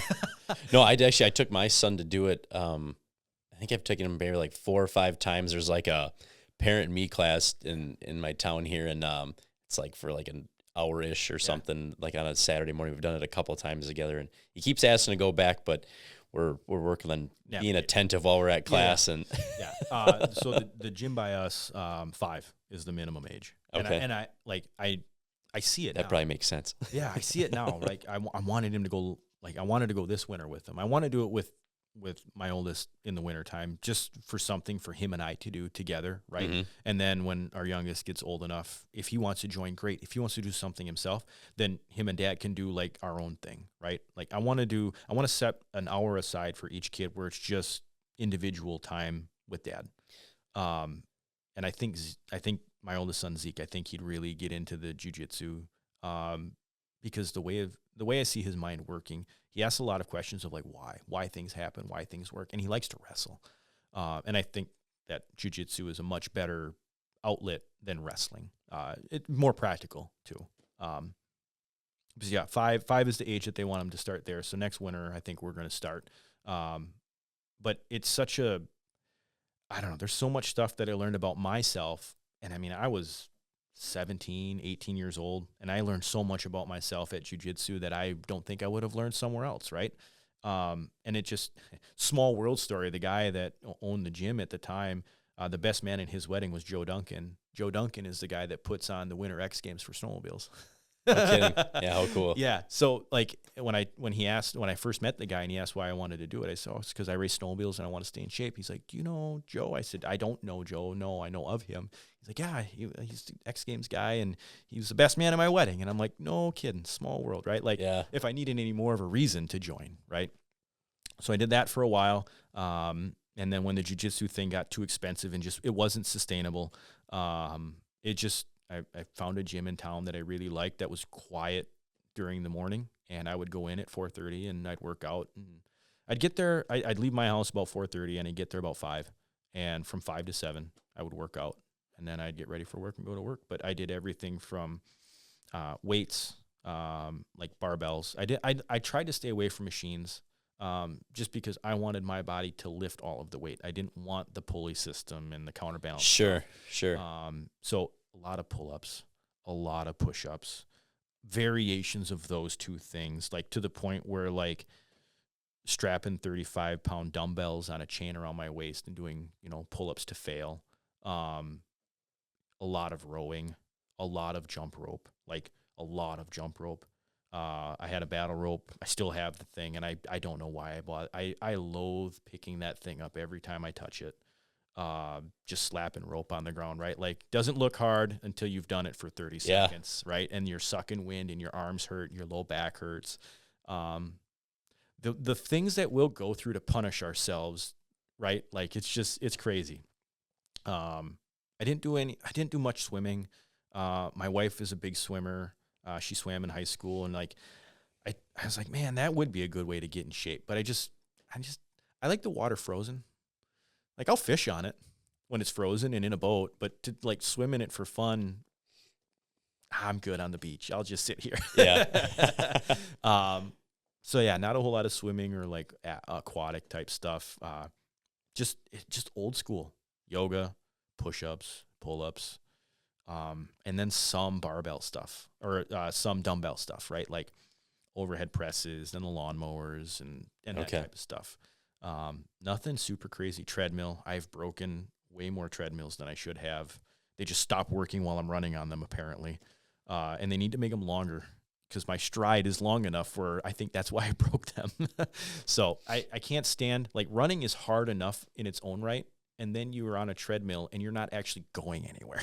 The mental fortitude on a treadmill to do a 2-mile run. Yeah, to occupy your mind and stay in that one spot. Yeah, I know why they put TVs on them. I never liked them, but I know why they put TVs on them, because like you need to find something to numb your mind while you're numbing your mind. Yeah, that's a good way to look at it too. Yeah, to run in place for 2 miles. We're a special breed. Yeah. Runners. So, but that was basically it. And just, I know that whole mentality of don't quit, like just being born with that mentality of don't quit, and having my dad push me through it, and my mom too. Like, and the saint my mom is to go through everything that she went through. Like, as a parent now, there's no way. I get asked, when are your kids going to race? They're not going to race. Like, I think there's more to life than racing, and I think I've learned what I need to learn, and I hope my kids find something to be passionate about that's not racing, because I don't want them to feel the way I feel now. Like, I'm beat up, and I'm not that old. But I wouldn't take away anything that I've done to learn the things that I've learned to trade for not hurting. Isn't that an interesting way to look at it? Like, it is. Because I've had very similar thoughts on my own kids, and but yeah, so you love it so much you wouldn't have done anything different, but you don't want your kids to do it, and it's a weird mind thought. Yeah, I think individuals like us that have been put in that predicament understand, and maybe to people that haven't been there have a hard time understanding. And I don't want them to go through it a lot from like the physical side of things. Like, we only get to keep it here, right? Our bodies, we don't get to take them with us. So why not wear it out? But arthritis in your 30s isn't fun. Like, I can tell you when it's going to rain or when it's going to be dry. Yeah, you could probably plant your fields according to how my body feels most days. Like, when I get up and everything pops, and I have coworkers look at me in an office setting with headphones on, like, yeah, that was my knees. I'll be all right. I just haven't stood up for an hour. Rain's coming. Yeah. And no, I don't want him to get into it just from that perspective. But I see. So after I retired from racing, my wife and I invested our COVID funds into a small hobby farm, and I put a little addition on an old pig pen area, and we got goats. Like, we wanted dairy goats. And we got our first doe like a few days after we got our first buck. Buck was still horned, and luckily we got dwarf goats because there is no animal pound for pound, in my opinion, as strong as a goat. Okay. They are, so our buck weighed maybe 80 pounds, but if he really wanted to, like he picked up one of them. I don't know if they've laid a bunch of fiber around here, but we recently, within the last 5 years, have been having a bunch of fiber laid up by us. Okay. Fiber optic cable. So them big, like, wooden spools, they're giving those away like candy up by us. I had 6 of them dropped off. He could pick one of them things up like it was a rag doll. And it weighed, like, I couldn't hardly Just like with his head? Yeah. I could hardly roll it through the yard downhill. I had to pick it up with a tractor to get it over my fence. And he picked it up like it was nothing. And I'm just like, dude, don't ever get mad at me. Like, I'll feed you. I'll brush you. I'll give you whatever you want. Yeah, just be nice to me. And he was. Teddy was his name, affectionately. Ted E. Bear was his full name. And he was a huge teddy bear. But then we had 2 does and a buck. And this was before our oldest was born.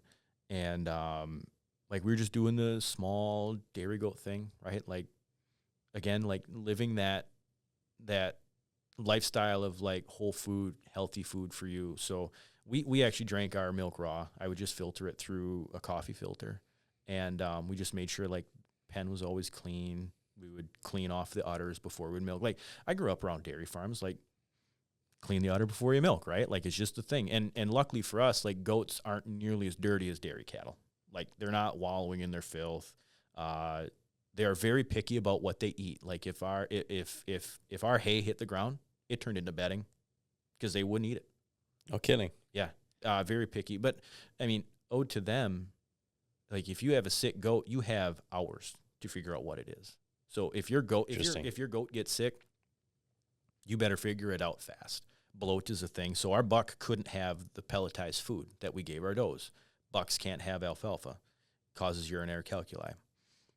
If a goat eats too much green grass, they'll get bloat, where their stomach, one of their 4 stomachs, because they're a ruminant, they have 4 chambers, one of their 4 stomachs will bloat, and you have, like, the remedy for a really bad case of bloat is cutting open their stomach, or cutting open their side so the stomach can expand without killing them and rupturing. So you have to offer baking soda, free-range baking soda. Just if they start to get bloat, they'll realize they have a gas issue, and they'll lick the baking soda. The baking soda neutralizes the acid in the gut, just like it does with car acid, right? Like, you got dirty terminals, baking soda, because it neutralizes the acid. No kidding. Gosh. Yeah. I never guessed there's so much to a goat. Dude, so checking their FOMACHA score. FOMACHA score is you pull the eyelid down and you see how pink under their eyelid is. You don't want it red, but you don't want it white. You want just that nice flesh tone pink color. It's the best way to gauge where your goat's at. So for goat farmers out there, hopefully I'm doing justice to those that know more than me, but that's what we did. So I took my time from racing and I devoted it to goat farming, I guess. And our ambitions were to have a sustainable herd that we could both have for meat and dairy. And Zeke, Ann and I got pregnant with Zeke, and wasn't a bad pregnancy. We chose to do a midwife and a home birth and just less stress. We wanted less stress. And that was COVID, like peak COVID, when Anna was pregnant. So we both chose to not be vaccinated just because everything was too new, right? And it's just like, man, I don't know. Like, we don't know what's going to happen, right? And we live in an area that's not very populated. And she's not working, and I'm still working, so we'll take our chances, right? That was our opinion. But going to a hospital for a hospital birth is something that you had to do, right? Like, that was the time. So we did a home birth, and it was a really long birth, and my wife had a very hard labor,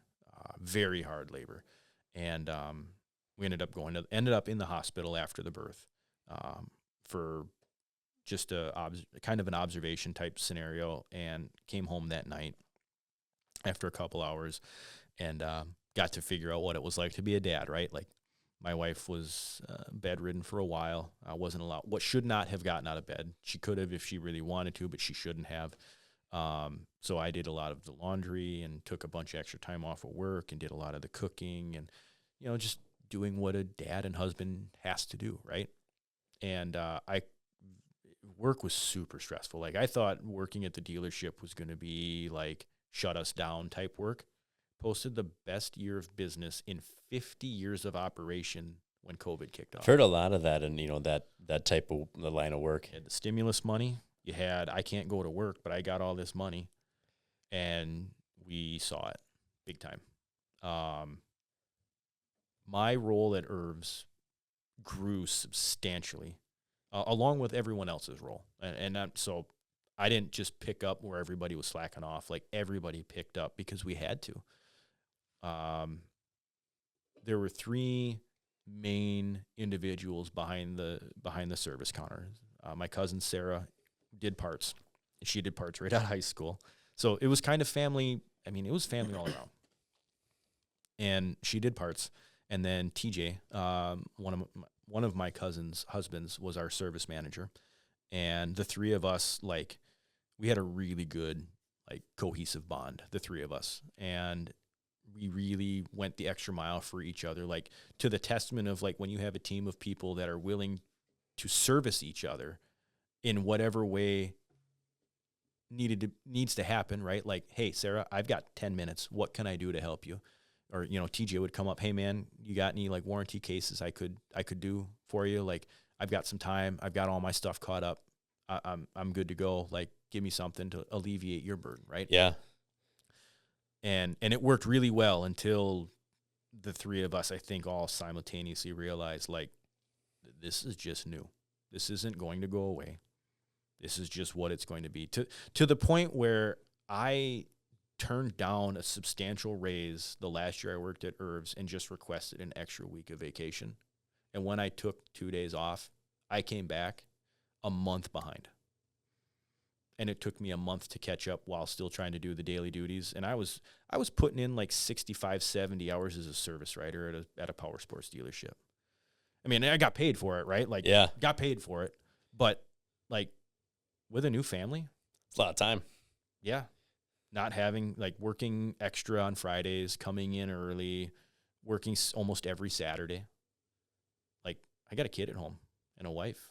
I want to do like dad things, husband things. And I got goats. Like, they still need to be milked twice a day. Okay. So still twice a day with the goats. Yeah, gotcha. it is. Yep. Yeah. And so we chose Nigerian dwarf goats, because of their butter fat content, super high butter fat. And we would get a half gallon a day from 2 goats. And like, it got to the point where we're like, what do we do with all this? Right. So luckily we had enough people around us that wanted goat's milk for their dogs, most likely, but they wanted goat's milk. Right. And so, yeah, we gave it to them. So I'm not going to throw it out. Like, our dogs drank it, and the chickens would get the stuff that would go bad. Right. So we had more than goats. We had chickens and ducks. Yeah.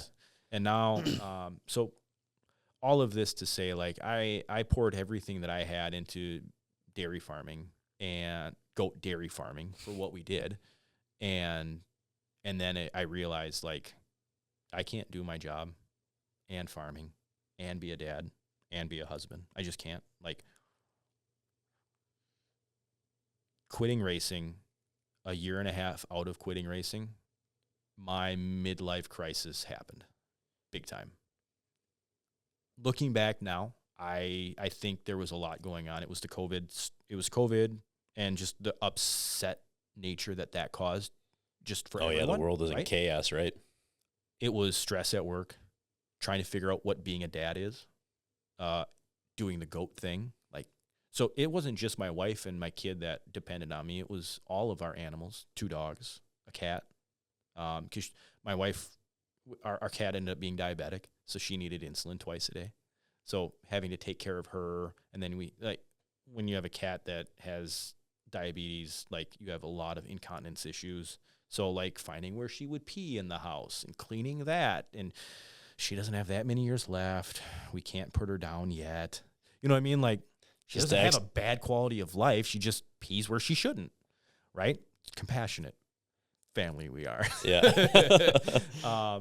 And it hit me hard.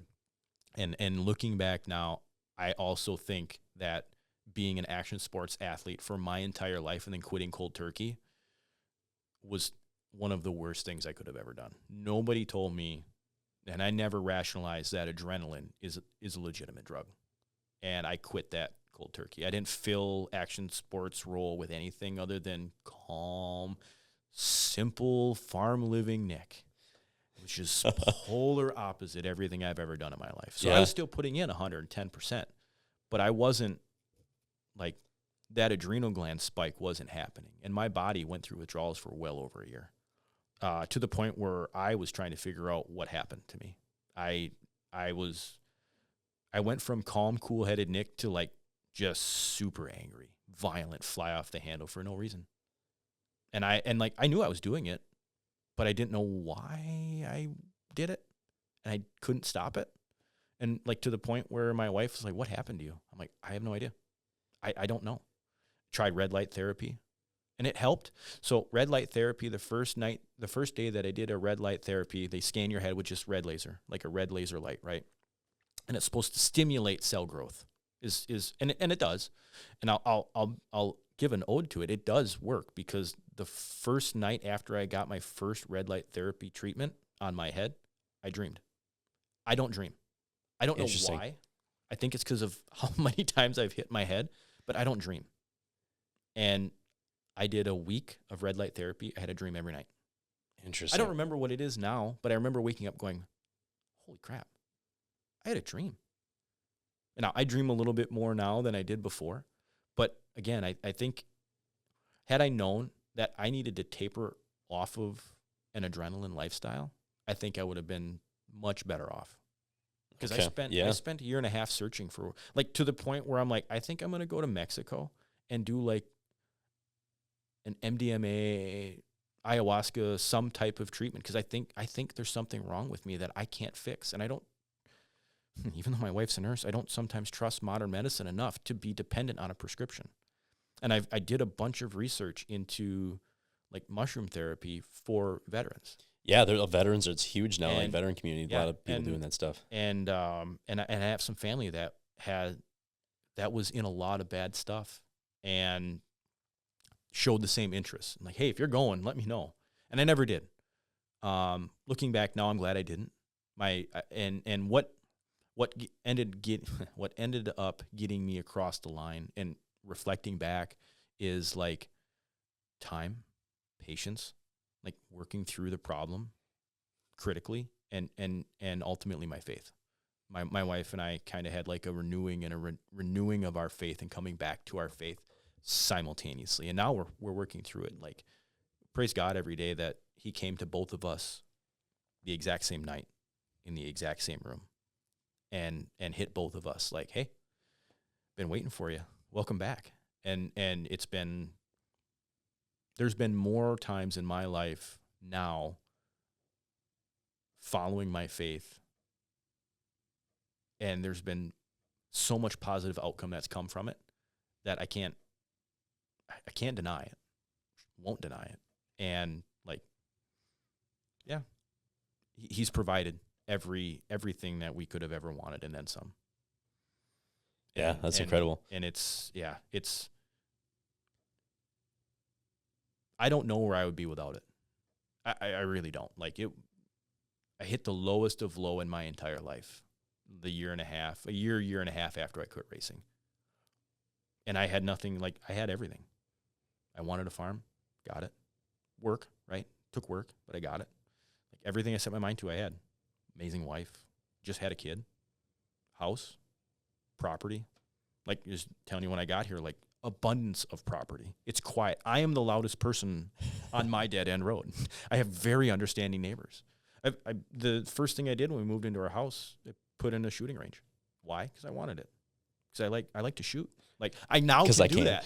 Yeah, I can do that now, right? Like, I'm not racing anymore, so I can start doing all of these things that I couldn't do racing.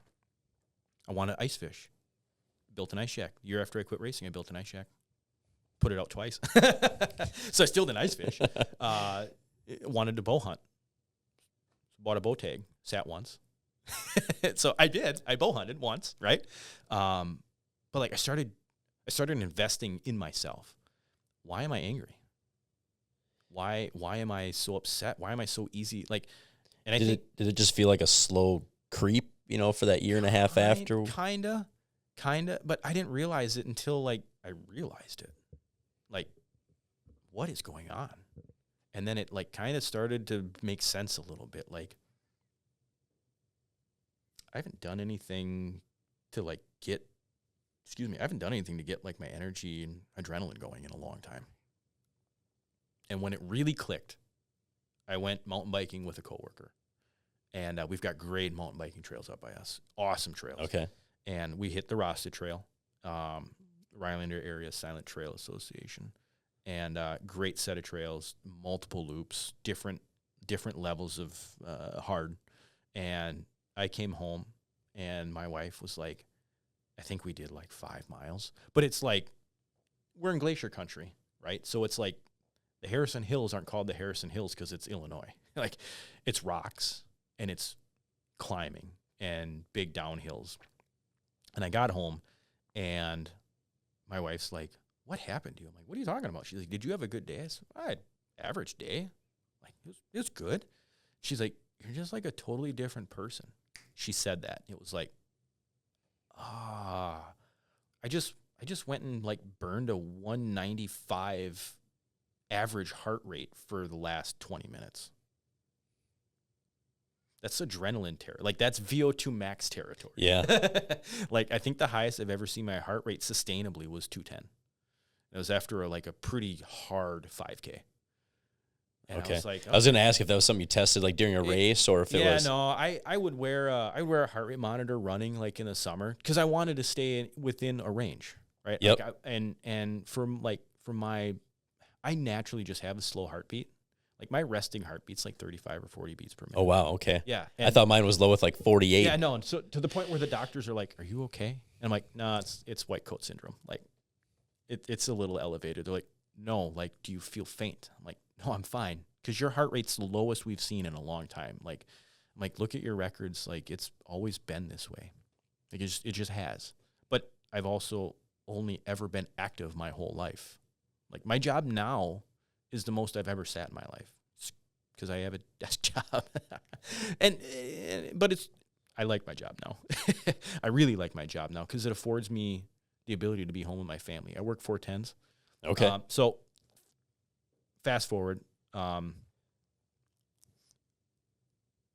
finally start to figure out why I got to where I'm at as far as like my mood swings, my temper, and just an overall feeling of unwell. Like, I just felt like something was wrong. Anxiety. Oh, I thought I was having a heart attack the first time I had an anxiety attack. Our barn was flooding, and like our chickens were constantly getting wet. The goats were getting wet. I don't need goats to get pink eye or pneumonia. Like, I fought one of our goats we bought had pneumonia when we bought her, undisclosed to us. And we fought to keep her alive. I didn't need her to get pneumonia again. I didn't need anybody else to get pneumonia. Plus, we had kids. Like, I think we had 8 little kid goats running around too. Okay. So it's like they're kind of like revenue to put back into what we're doing. And we took the route with our goats of like, they're papered, 4 generations of lineage to make sure nobody's inbred. Milking stars, show stars, like, we have high-end goats. We paid a lot of money for our goats so that when we sell kids, look at this pedigree on both sides of mom and dad. Like, that's why they're a few $100s. They're not just dwarf goats. They're show quality and milk quality goats. That's the route we took. Because when Nick does things, apparently Nick goes all in. Yep. So, yeah, that's holding true. Yeah. Pretty much. So everything was flooding, and we're built into a hill, living in Harrison Hills, and the barn was kind of in the hill a little bit, and in the spring thaw, it would run down the hill, and it hit the building and the flood. And so I'm like digging a trench in half frozen ground, and I stood up, and just the world spun. Lights started going out. My arm hurt. And I'm like, oh, this is it. This is how I go out. My wife's going to come out here with our 4-month-old, however old he was, and find me here. And then it stopped, and I walked in the house and got a drink of water, and I felt like my heartbeat was like 180. And I hadn't done anything, like pickaxe and a shovel a little bit, but geez, that's like, I do that for fun on Saturdays, right? Like, Yeah. and so that, I mean, that coupled with like the anger and temper, like, and anybody that's been to the racetrack knows that's not me. Like, I'm pretty calm, even-headed dude. So when my wife said something, I knew it was time to try and figure it out. Yeah, it was a total stop in adrenaline, because that's all my body's ever known for 25 years. If I wasn't snowmobile racing, I was wrestling. If I wasn't wrestling, I was lifting weights. If I wasn't lifting weights, I was running. If I wasn't running, or if I whatever, like, I never wanted to drink. So for my 21st birthday, I went skydiving. Why jump out of a perfectly good airplane? Because I can. Yeah. Because it's an adrenaline rush. Right. My whole life has been filled with adrenaline. And when I stopped, my whole world stopped until I figured out, by the grace of God, what happened. Yeah. I mean, I think, talking about, when Cardell was on, you were talking about, racing being an addiction, and, it's like, going along with that, it's that adrenaline piece that's going on physiologically. And I think a lot of people don't realize that and think about it. And, and the racers talk about, they just keep doing it. They keep doing it. It's like, well, it's kind of the piece of it that they have to. I mean, most people have to, right? Like, action sports athletes are one of the highest suicide race athletes that there are. I mean, coupled with the head traumas, concussions, and stuff like that, that's been shown to cause a lot of that too. But it's that feeling of like, now what? That anxiety. That's that, like, action sports athletes' bodies are constantly functioning at like the peak of what their body can function, and then you just stop that. That don't work well. Yeah, it's like stepping off a moving train. Yeah, pretty much. So yeah, I mean, learning how to cope with that and channeling that in a way that was conducive to still being a dad and a husband and then a dad, right? Like, I can't just take all the time in the world to go and deal with my problems, right? Because I got a family that still depends on me. I still got to go to work. It took some figuring out, but I started working out again, because like when I quit racing, it's like, if I get into a gym anytime soon, it'll be too soon, because that's all I ever did, right? I was a gym rat, and then I was a trailer rat. Gym rat, trailer rat. That's all I did. Sure, yeah. So it's like, if I don't got to go work out, I'm not going to go work out. So I started working out again, like, because like that alleviates stress, right? And you're like breaking down your body and rebuilding it into a better form, right? Tempering yourself.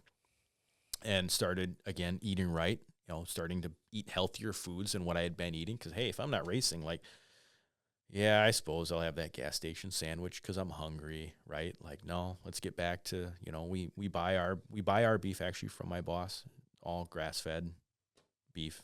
It's not finished with a grain or anything, and butchered at Geis, right? So we have good food, right? Like, and now the family's eating it. And it's just getting back into that like healthy whole food lifestyle. Yeah.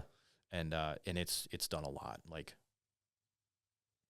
a big realization to like, yeah, you know what? Sometimes things aren't going to happen the way that we plan or the way that we want them to, but it's fine. It's going to be fine. Like, I have faith that things, like, we'll be able to work through this. And that's helped a lot too. Again, that faith aspect, like, we're never given more than we can handle. And the more that we go through and persevere through, the more that we're capable of, the more well-equipped we are. I mean, and that's every facet of our, whether it's our marriage, parenting, professional careers, just everything. Like, staying in a state of being uncomfortable is a pretty good place to be, I found. Constantly learning. You're constantly learning, right? And when I left Irvs, I had grown comfortable in the fact of being in the position that I was in, big fish in the pond, knew all the buttons to press, knew all the whatever, right? Like, knew everything. And then I started my new job, and it was like little fish in a very big pond. And it's like, oh boy. So outside of the anxiety issues I was working through, it was also like learning to do something I haven't done before and being uncomfortable. Like, that was unnerving. It's like, oh man, I need to I need to put myself in uncomfortable positions of learning more frequently so I don't forget what this feels like. Yeah. And it's like, man, I don't ever want to be in this position again. I want to continuously strive to be in an uncomfortable position, but for a gain.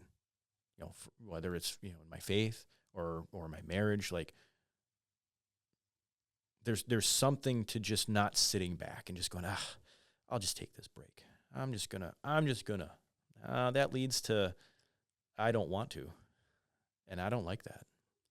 Yeah. They say, being comfortable is complacency, and usually nothing good happens when you're complacent. Not usually, no. If you're not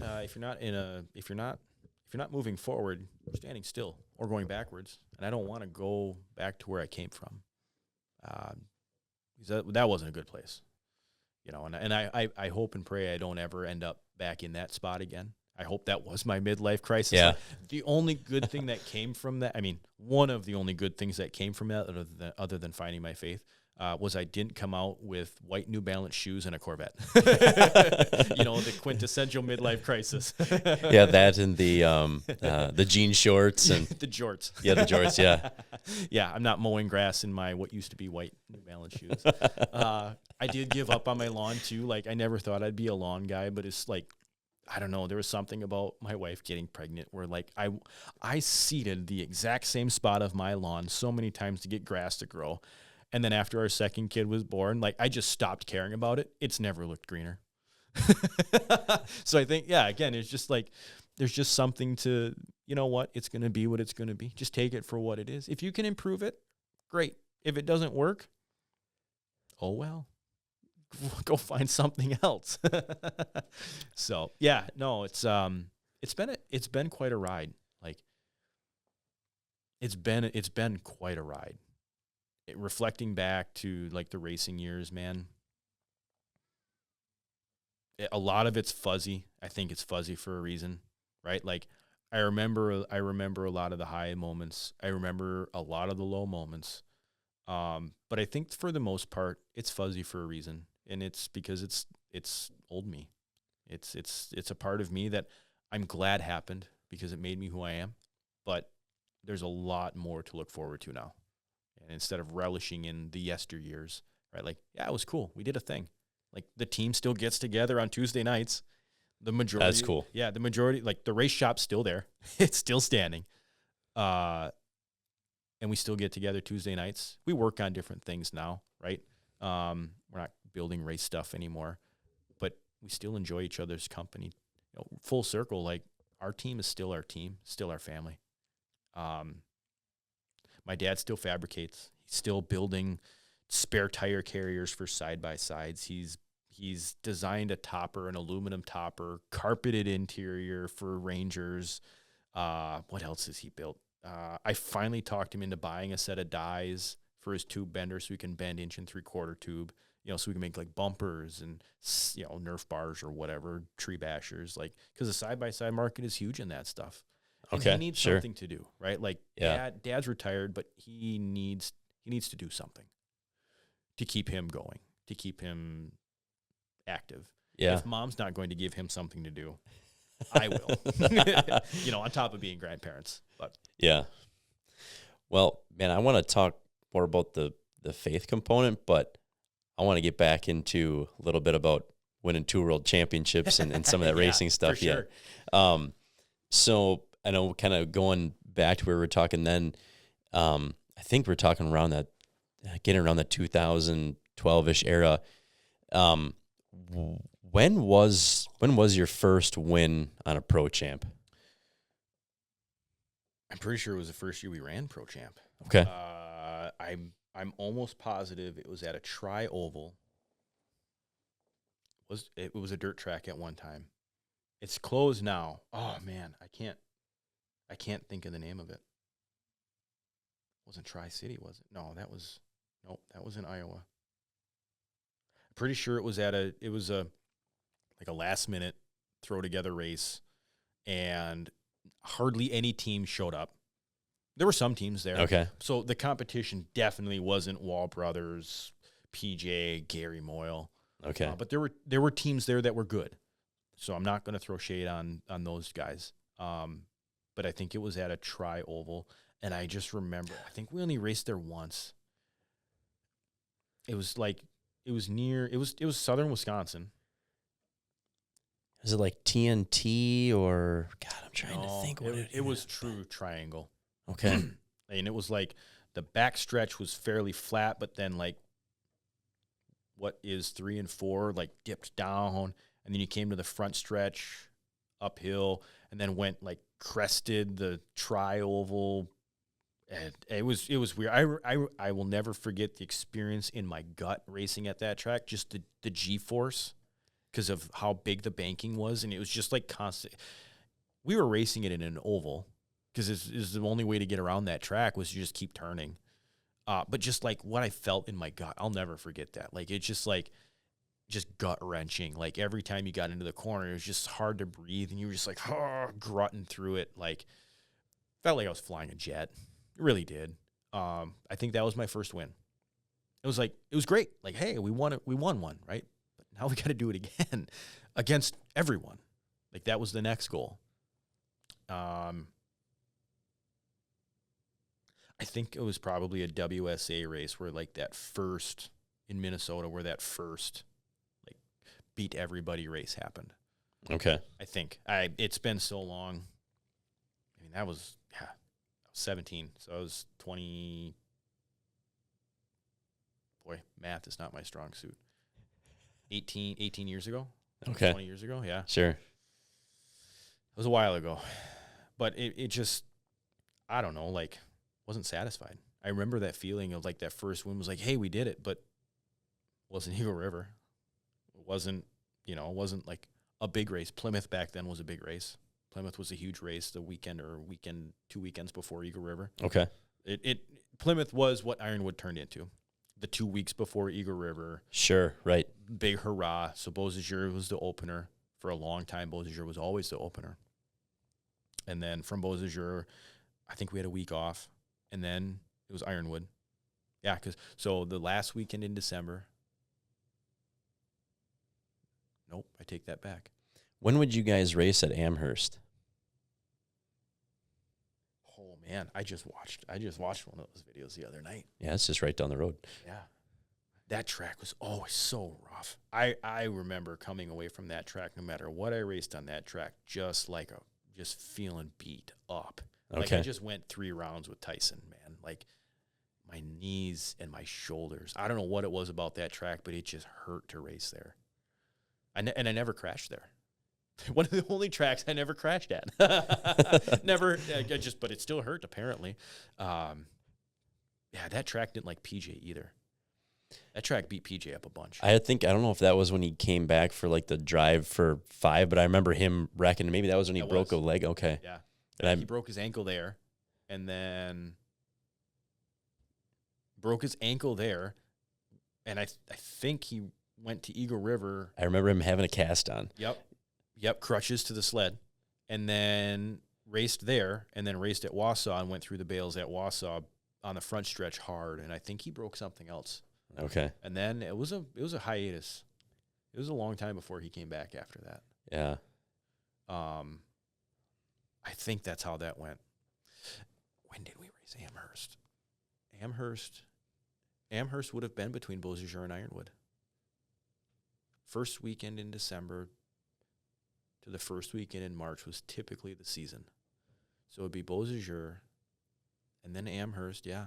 Because I felt like Amherst was before Eagle River, from what I remember. Yeah, and then Ironwood, and then a weekend off, and then Eagle River, and then Wausau. But there were so many years of lake racing. Oh, man. We raced in Rock Rapids, Iowa. We raced in North Branch, Minnesota, North Dakota. We raced Chisago City. We raced Detroit Lakes. Raced in Michigan, in the UP a bunch. Like, oh, man. Manitoulin Island, that was an interesting race. That one was in Ontario. We only did that, I think we did that twice. But it's because we couldn't find a race anywhere else. I remember racing at the same racetrack that the Cat 200 or whatever, the enduro races, Myra circuit. We raced with them on a Saturday, loaded up before the ceremonies. Like, we literally took the sled off the track. I don't even remember where we finished. We took the sled off the track, put it in the trailer, and had the truck running. And I got out of my gear and hopped in the truck, and we drove all night to Ontario to go to a race on Sunday. Like, that was my team. My team was the team of, oh, that race got canceled, we'll just go to the next one. And it was probably going to be a long haul. What was wrong with us? Yeah. You guys are racers. Yeah. I mean, literally driving all night. And when we showed up on Sunday morning and pulled into the pits, everybody else was sitting in staging, going through pre-tech or practicing. And we would unload, get pre-tech, registered, and hit the racetrack. The number of times we did that in my career, but we didn't build the sleds, let them sit. Yeah. And sponsors gave us money to go race. So you know what we're going to do? We're going to go race. We drove all night for Manitoulin Island. We've driven all night when I kitty cat race, we would race the Southern Circuit on Saturday and the Northern Circuit on Sunday. So we were driving to Green Bay or Wild Rose or whatever on Friday night to race Saturday, and then turn around, and Saturday night we drive all the way back up north to race Crandon or Minocqua or whatever. That was my childhood. So it was normal to me. Yeah. I mean, driving in the wintertime was just normal. Riding in the back of a truck, normal. Just thousands of miles, hundreds of thousands of miles. My dad and I, we've got to do more father-son things lately. And with having Mondays off, my dad and I have started doing some pheasant hunting. He got a hunting dog last year. She's barely a year old, and she's doing pretty good. We got he has an English Springer Spaniel, and she's actually got a really good nose. She's doing really good for her age, and so we've gone pheasant hunting a couple times, and we were talking about all the miles that we drove racing, and how blessed we were to have the career we had without any major accidents or catastrophes. We've had our share of close calls, but by and large, everything that we experienced was just normal. Like, it wasn't a big deal. Had a truck issue a couple times, transmission out of one truck, stranded in Minnesota somewhere. And our big toter we had at the end of our career, going to Valcourt one year, we had coil wires rubbed through the valve cover.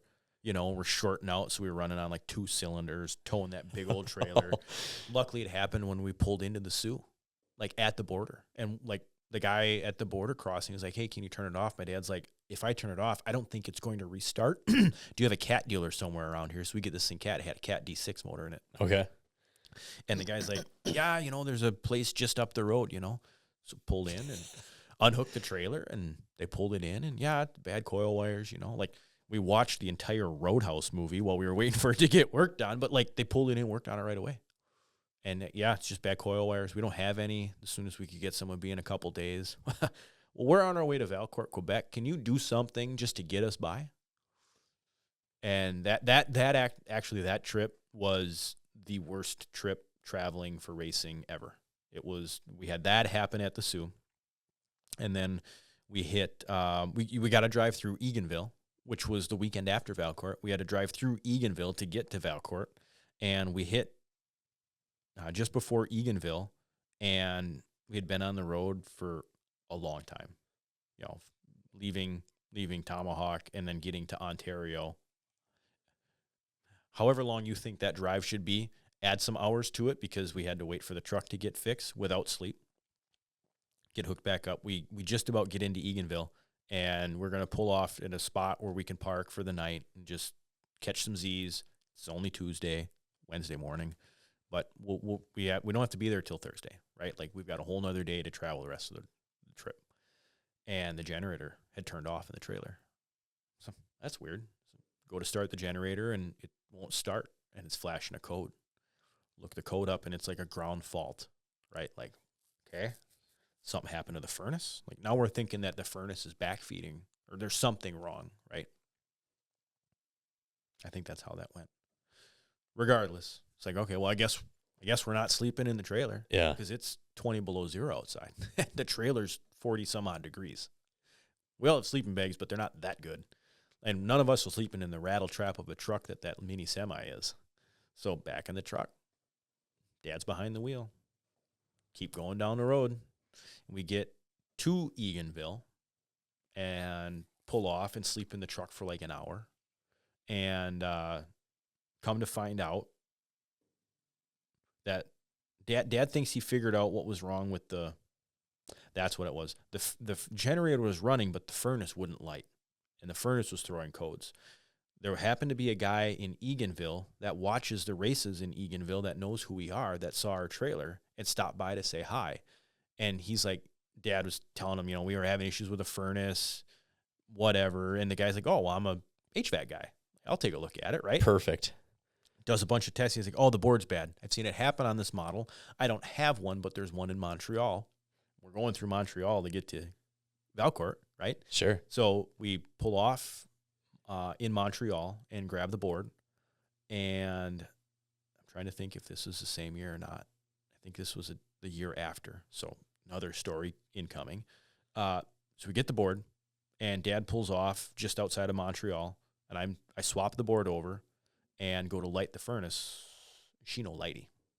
We're like, what is going on? And then I think the generator started giving us grief at that stop. So it's like, oh, no problem. We've got a backup generator. So we pull that thing out. Like, we just need to test to see if the furnace will start. Pull the backup generator out, plug the trailer into the backup generator, go to light the furnace. Furnace still won't light. And the backup generator is powering everything but the furnace, but we still need a furnace. Long story short, we pull into Valcourt, and we were able to plug in 110 to the track and use their power. While we diagnosed that we had a bad armature on our onboard generator, and the reason the furnace wasn't lighting for the trailer heat with our backup generators, because the backup generator is an inverter, we had a house furnace that needs to see ground before it would even light. Okay. So, I mean, the real long story to say, it was a trip where nobody got any sleep. We pulled into the racetrack at the last moment. Thankfully, when you leave Valcourt, you have predetermined spots based on how you finished for the next year. So it's not like we had to get to our spot or anything, right? Yeah. They held it. But, we pulled in, and we pulled in a blizzard, too, and I accidentally gave the captain the wrong directions, and we ended up on a back road on, a 15% grade downhill with a sharp 90 at the end of it, and we barely made it. We were putting wedge in that car. That car never had wedge before to make that corner. And but we made it. And again, we were blessed with Lord watching over us everywhere we went. The next story is the year after, going to Valcourt again, 365 days later. What was it?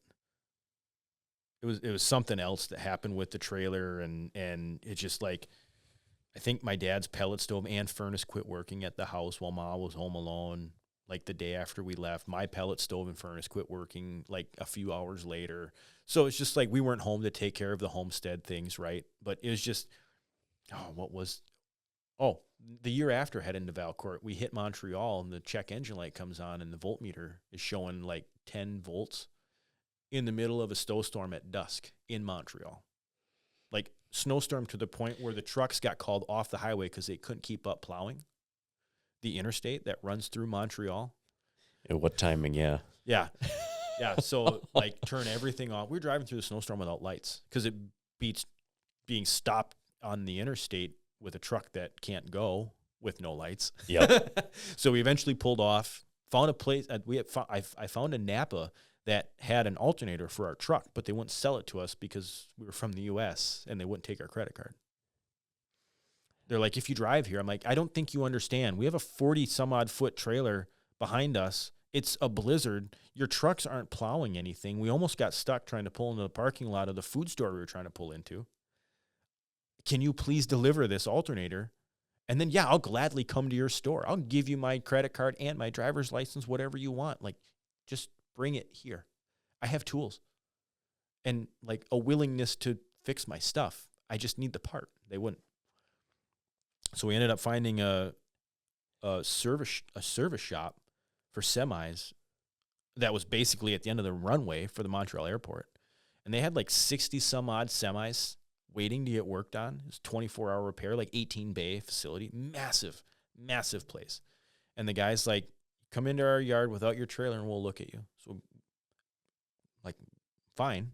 We get there and the guy's like, I told you, don't pull in here. Go in that parking lot and unhook your trailer and then come in here. So it's like, around the parking lot we go. It's like, is this where we're going to die? Like, is this where the truck stops, is trying to pull back out onto the interstate, you know? But yeah, got unhooked, drove the truck over, and yep, sure enough, swapped the alternator. Oh, and by the way, we took care of your coil wires too. Thanks, man. Put some new wipers on it. Thanks, man. You know? It's quite the change from the guy at the Napa store. Yeah, right. But yeah, again, like, just what are the odds? You find a guy that's 60 some odd trucks behind in work and is just like, yeah, come on in. We'll take care of you. You know, I've only got 6 guys on tonight, but when they're done with that truck he's got in his bay, that's the guy that's going to work on you. So we got to sit and watch him work on the truck too, like in a big vaulted driver's area or whatever. So I don't know. Like, you must have been a Polaris fan. Yeah, must have. Yeah, there's a lot of those in Valcourt. Right? Not really. No.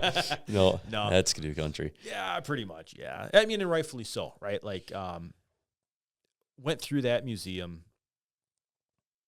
a couple of times through the iterations that they've had of that place, and it's just like, it's inspiring, really, to see, like, again, a guy that needed something to get through the winter, right? Like, and to see like the first snow machine, like a Model A with tracks and skis instead of tires, right? So cool. And then the first snowmobile, right? Like the first thing designed specifically for the purpose of traveling through the snow. It's just cool. And to see how the tools that he had to use, like water wheel powered tools. The building was by a creek or a river or whatever, and he turned his machines on with belting and pulleys that were driven from the water wheel. Just like ingenuity. Yeah. Right? Like, just that raw, like, well, got to get it done. And it's more efficient to do it this way than it is with, you know, insert whatever other form there was before water power. There wasn't, you know, hand power, right? So it's just cool to see that stages and, you know, where it ended up, right? Like, there's a lot of technology in a snowmobile now, you know, thermostatically controlled handlebar warmers. You set it to what temperature you want. It's just not low, high, and off. Touchscreen monitors. I mean, heated seats, you know, because everybody needs a heated seat on a snowmobile, I guess. So could have used that at Eagle River a couple of years. Yeah. There was a number of years where the handlebar warmers worked too well at Eagle River, and they shorted and actually started the grips on fire. Okay. Yeah. So that's a thing, right? Like, the wires got shorted out. Apparently I was hanging on too hard, and I remember vividly a few times going down the backstretch, putting the fire out on the handlebars with my throttle. Oh, like legitimately putting the fire out. Okay. Yeah. Yeah, because apparently at like 60 or 70 miles an hour, you're introducing a lot of oxygen. And that's one of the 3 things after, you know, one of the 2 things fire needs after ignition. Yeah. But yeah, putting the fire out and then, you know, going telling Dad, like, hey, we got to change those handlebar warmers and I need a new pair of gloves and we should probably pop that blister and do something about it because it, you know, burned my hand. So what am I going to do? Let go? Right? No, you're not. So, yeah. It's just crazy to see where everything's come from. How far in such a short time too. You know, even the first year champ to the last year champ, to see what's changed on those sleds. I mean, the progression, and where does it stop, right? Like, if we don't change chassis or change classes, where does it stop? I don't think it does. The ingenuity just keeps going. And that's where, and I'm sure you see it in stock cars, but I'm sure that's where, like, it's got to be more affordable. All right, so we'll take the money out of it. But you're always going to have that guy that has the willingness to make that his world and go the extra mile, and it proves itself on race day.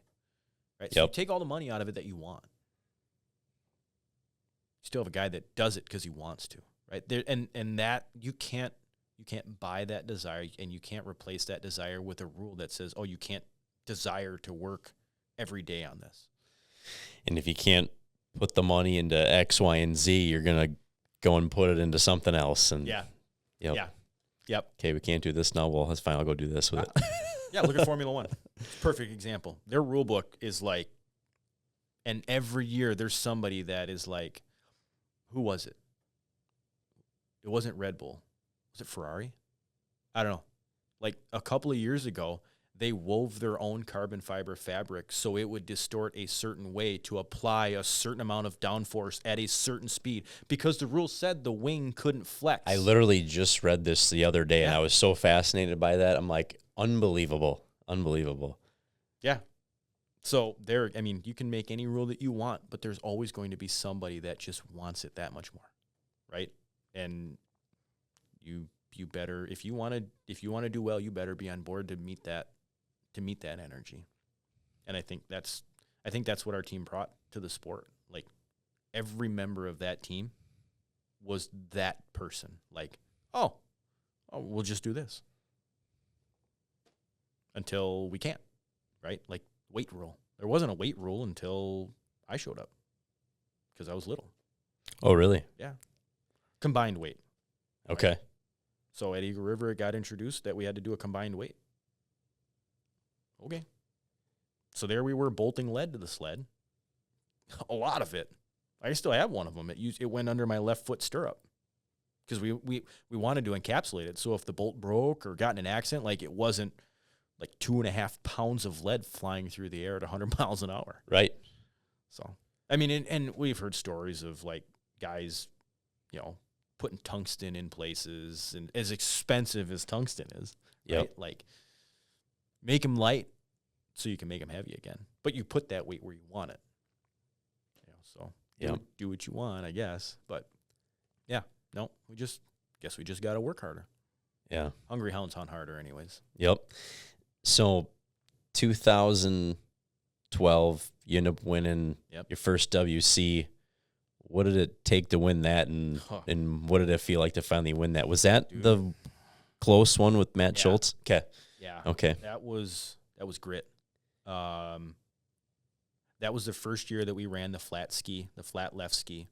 And the principle behind I remember that. The principle behind the flat left ski, getting into we just got to be more intuitive with what we're doing, right? The purpose behind the flat left ski is the ski was not profiled to scoop snow like the other ski was, because that's not the cutting ski.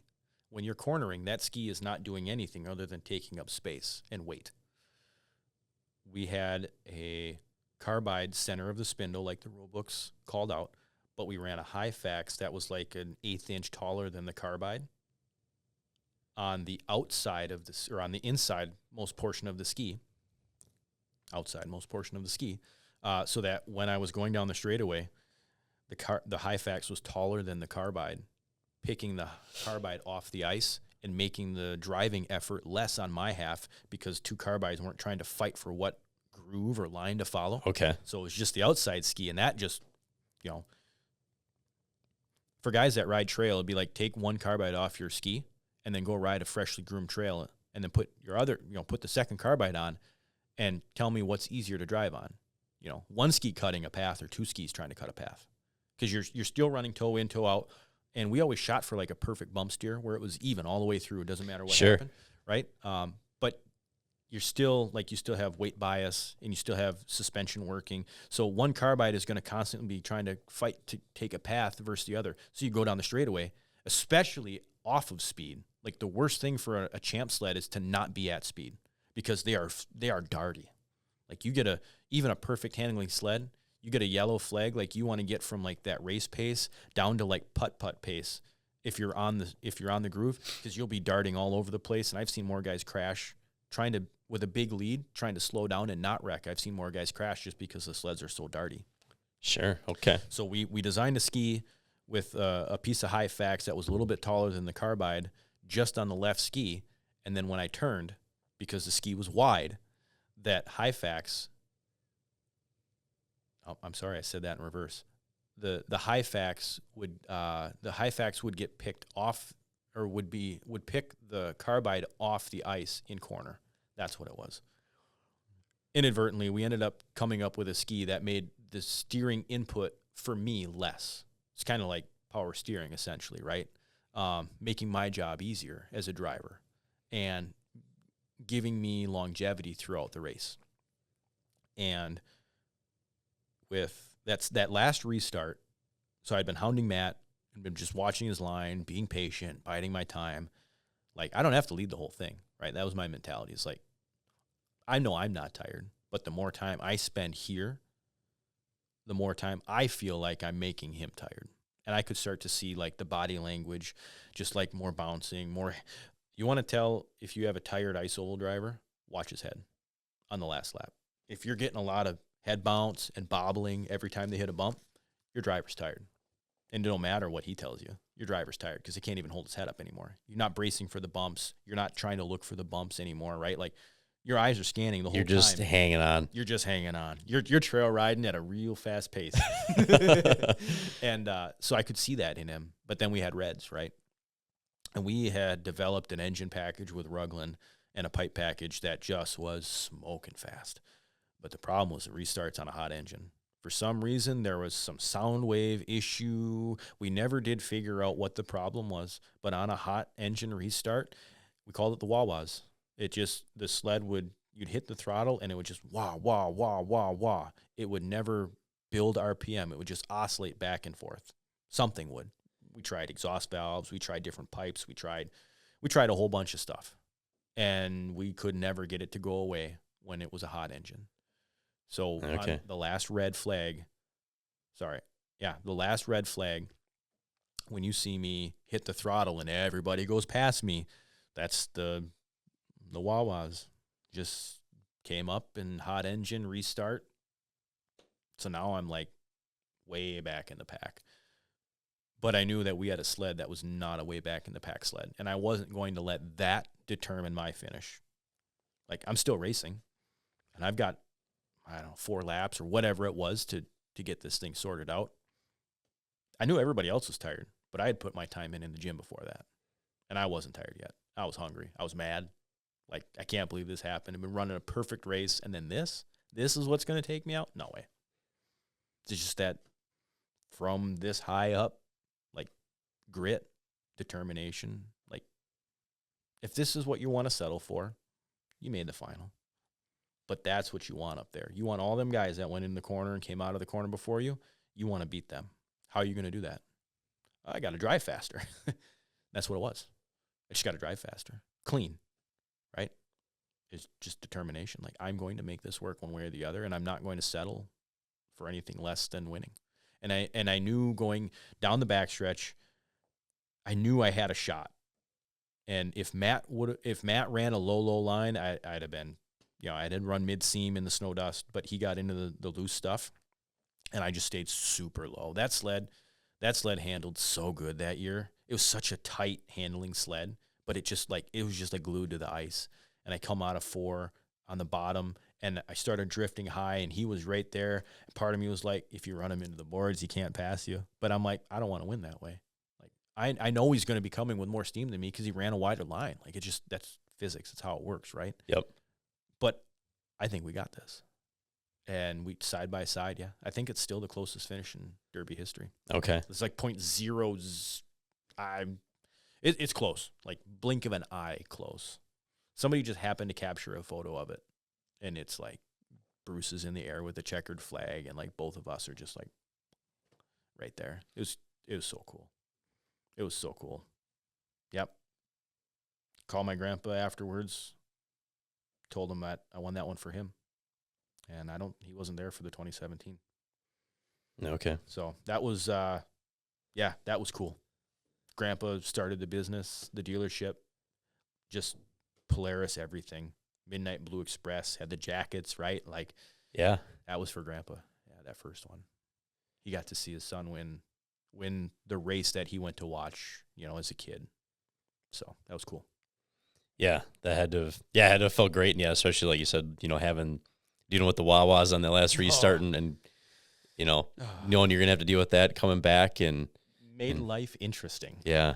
Right. I, you know, kind of talking a little bit about your driving style and stuff. The one thing that, that always stuck out in my mind, like watching you when you were just bad fast, it always seemed like not to say anything about any other rider, but I was like, man, I don't know if there's anyone that gets lower to the ice than Nick VanStrydonk. And like, I remember you had the pucks on your legs. I mean, it was like, and it was like, man, I don't think there's anyone that's, I mean, it looked like you were just as leaned over as parallel to the ground as could possibly be versus, you know, anybody else. And it was just like, and it was all race long. Yep.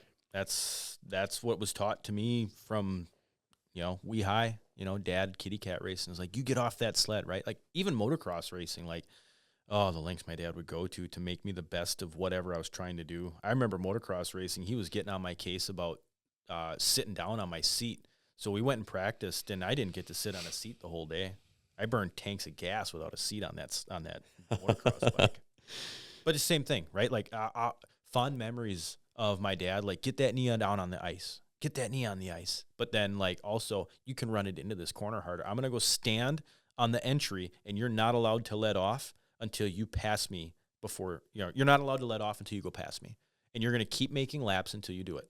Little did I know that he'd start in one spot and I'd hold it wide open until I hit him, you know, or got alongside him, and I'd let off, and then he'd take like a step back deeper into the corner, right? Like I also remember a dad that wanted to race me one time with 340 Stockers, junior novice sleds. Got on the line, I got the whole shot. We go into corner one, and he took me out. Spun me around. I went off the back of that sled so fast, it ripped the stitching for my tether hookup off my jacket. The sled was still running, and I was sliding across the ice on my butt facing him. He spun me around, and just like that inertia of like that whiplash, I couldn't hang on, and like my hands just off the handlebars, and I just went straight off the back of the sled. I'm sitting on my butt, sliding across, and there wasn't any snow on the ice anywhere. It was just that first ice, you know, just jet black ice. And I'm sliding, and every inch I slid on, I was just getting hot. Just like, oh, you wait. I got back up, walked over. I'm like, you get back on that sled. He's like, we are not racing. We're done. I beat you. I'm like, oh. And he never raced me ever after that. That was it. But no, it just like the things that he would do. That's what drove me to do what I did. Like, I knew he wasn't going to quit, and I know what lengths he would go to. He'd take out his own kid to win a race. But no, he put that in me, right? Like, you want to be best? You want to be the best? You got to work for it, right? And nobody's going to get lower than you. Like, yeah, and I had to wear a puck. Like, I'd go through pucks in a season because the first year I was with FXR, I went through 3 pairs of pants in 3 weekends. And I had to get more pants then. And I couldn't keep my pants together. One of the first years FXR sponsored us, they put zippers on the outside to like zip over your boots. And I blew that off the first practice I went out. So I'm like, hey, can you put the zippers on the inside? Sure. And then they just went to no zippers. Yeah, they were a huge support for us. Like that first year I won the WC, that jacket that we had was the first sublimated jacket they did. So no kidding. That's pretty cool. That was cool. Yeah, to be a part of that. And then our team jackets were cut like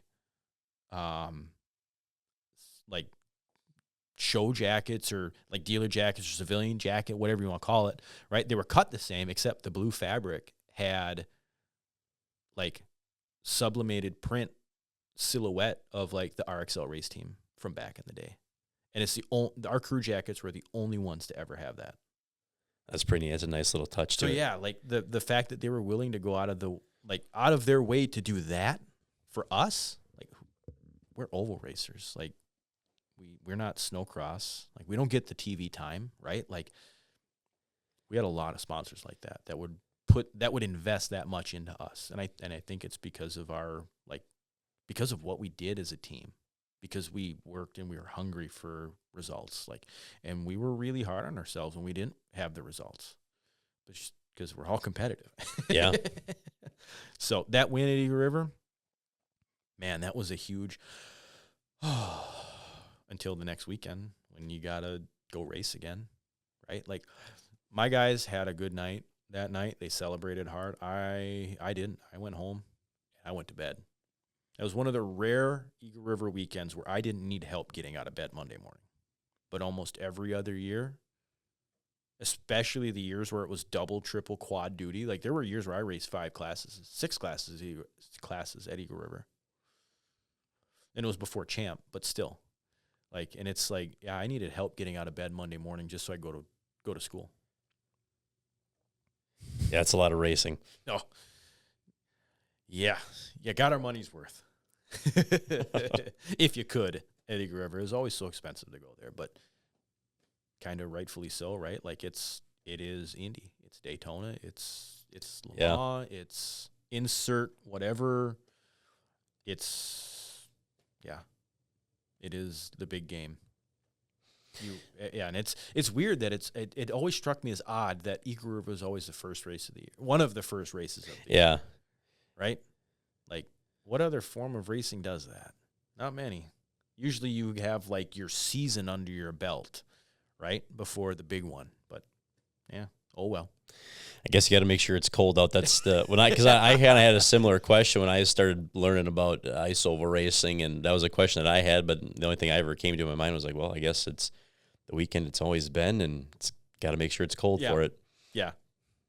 Yeah, there's no shortage of that weekend. That is for darn sure. And everybody, like, even people that aren't in racing just know, like, if they live in the area, it's Eagle River weekend. Yeah, kids, we ain't going outside this weekend. Find something to do in the house. Like, they just know. It's just ingrained into the people that live up there, I guess. Yeah.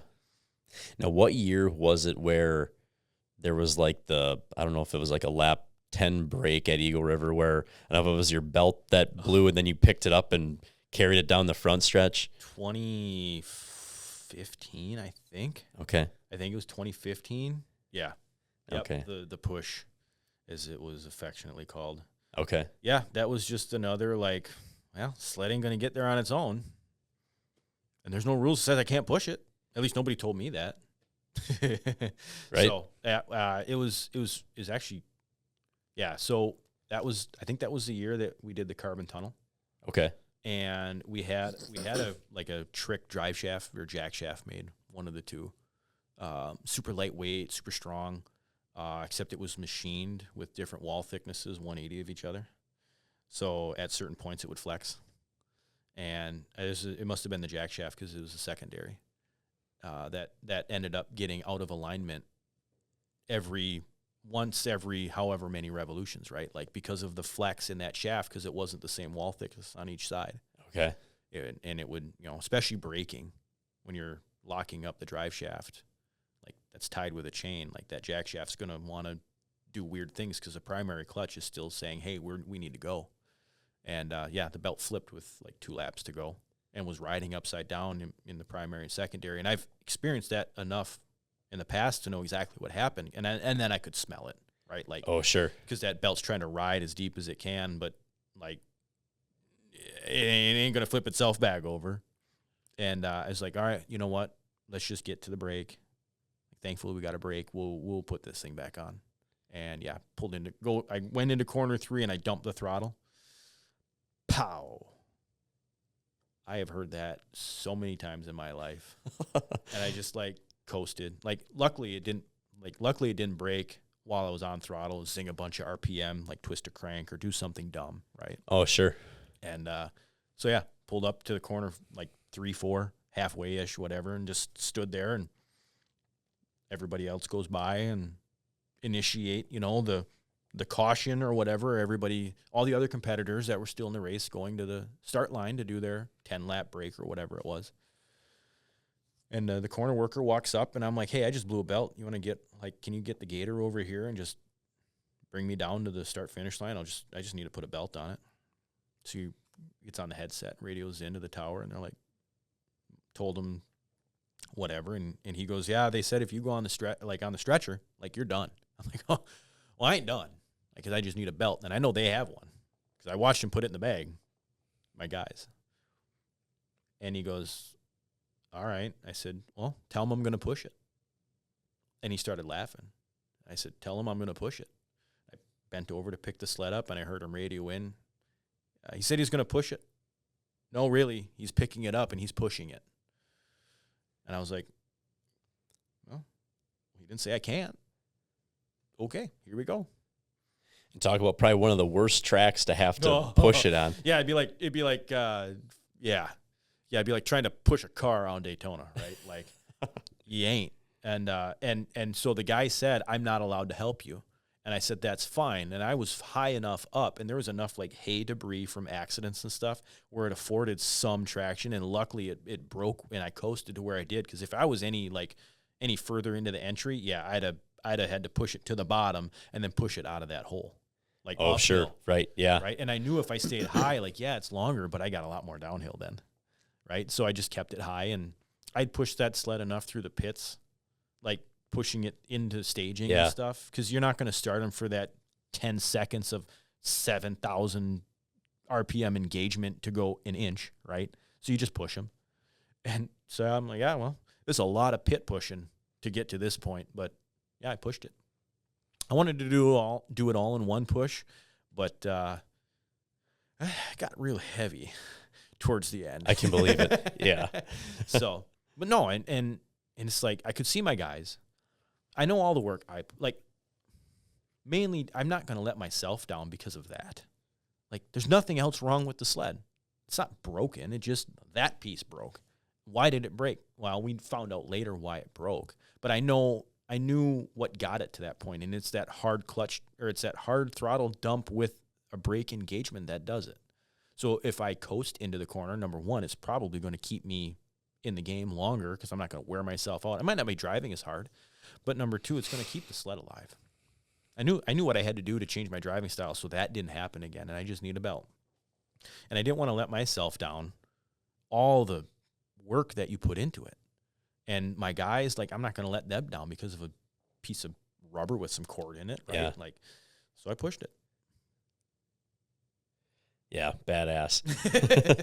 Thanks, man. It's looking back now, like I get every Eagle River, somebody always like tags me in the memory. And I'm like, yeah, that was pretty cool. Like, I don't think I could do it again. But like, what did that do for the sport though? Like, that's the other thing that I think of, like, how many people wanted to come back to see something like that again? And that's what drivers need to focus on, like in all forms of racing. Yeah, racing put on a show. Itself is dying, right? It's not what it used to be in every form of racing. Yep. And like, drivers need to remember, yeah, they need to perform, but they also got to do the thing that keeps the fans wanting to come back. That's why I threw my goggles. Like, what other person, team, like, as a kid growing up in the 90s, going over to the Twin Cities to watch motocross, I got to witness it and I got to desire to be a kid that could catch Jeremy McGrath's goggles, yeah, Ricky Carmichael's goggles, or Kevin Windham's goggles. Like, that's what I was bred into. I was bred into that motocross scene. And that's what I wanted to reflect into snowmobile racing, is like, I want a reason for people to come back because we're selling a show. At the end of the day, like, we're selling a show. Like, you gotta give to get, right? Yeah, 100%. So that was just kind of the mentality our team took throughout all of racing, is like, let's put on a show. That's what we're here to do. We're gonna have fun doing it too. Yeah, no, got to do that. That's for sure. Yeah. Now, obviously you win another WC in 2017. But kind of in between there, along there, were there any, races that, you accumulated that really, stick out to you? Like, hey, that was, it wasn't Eagle River, but that was a heck of a win. Valcourt for sure. Okay. Just because it's Skidoo's home. Yeah. And it's such a prestigious track. The wins in Beausejour, because of the age of that race, like, that is the oldest snowmobile race. Okay. Beausejour. Gotcha. Okay. I never got a win at Wausau. And that's one I always wanted. And it's one track I never won at was Wausau. Okay. Excuse me. Waiwega was good. Honestly, every win was good, right? I don't think I got a win at Alexandria. I didn't get a win at Wausau. I didn't get a win in Amherst. And I don't think I got a win at Rock Rapids, Iowa. Otherwise, I think I won at every other track. Okay. And I think that's a pretty darn good pretty darn good legacy. Yeah, I would say. Like when your tracks I didn't win it, like, and that's final wins, not just heat race. Because if you're going to include that, yeah, I've won them all, but like the final is the big Right. dog, right? And yeah, never got one. Like if I had to go back and be like, if there was one thing I wish I would have done, it's win at Wausau. Okay. And every year we had a darn good sled, I got taken out. And I took naps in corner 4 both years. Actually, I got taken out in 2012 at Wausau, going into corner 3, and I got taken out going into corner 3 in 2017. So it's like, apparently if I win at Eagle River, I might as well just go park it in corner 3 at Wausau on Sunday.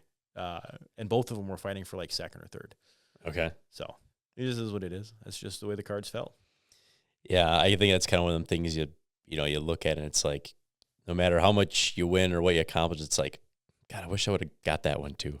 Yep. And yeah, is it ever enough? Yeah. Right? Is it ever enough? Right. And it is, but there's that competition side, and it's for Wausau, it wasn't the competition. It's like, what does that race mean to me? Right. Right. Like, and that's why I wanted to win there,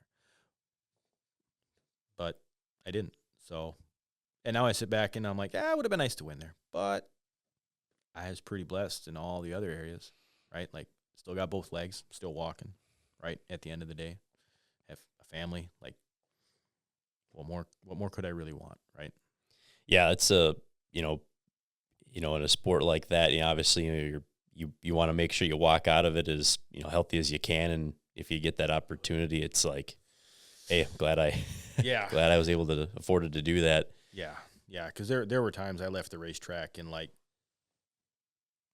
in not good shape. Like, probably should have went to the hospital. Not in good shape, and I did eventually. It was after the season because I had things to do. So yeah, oh well. Like I said, still here.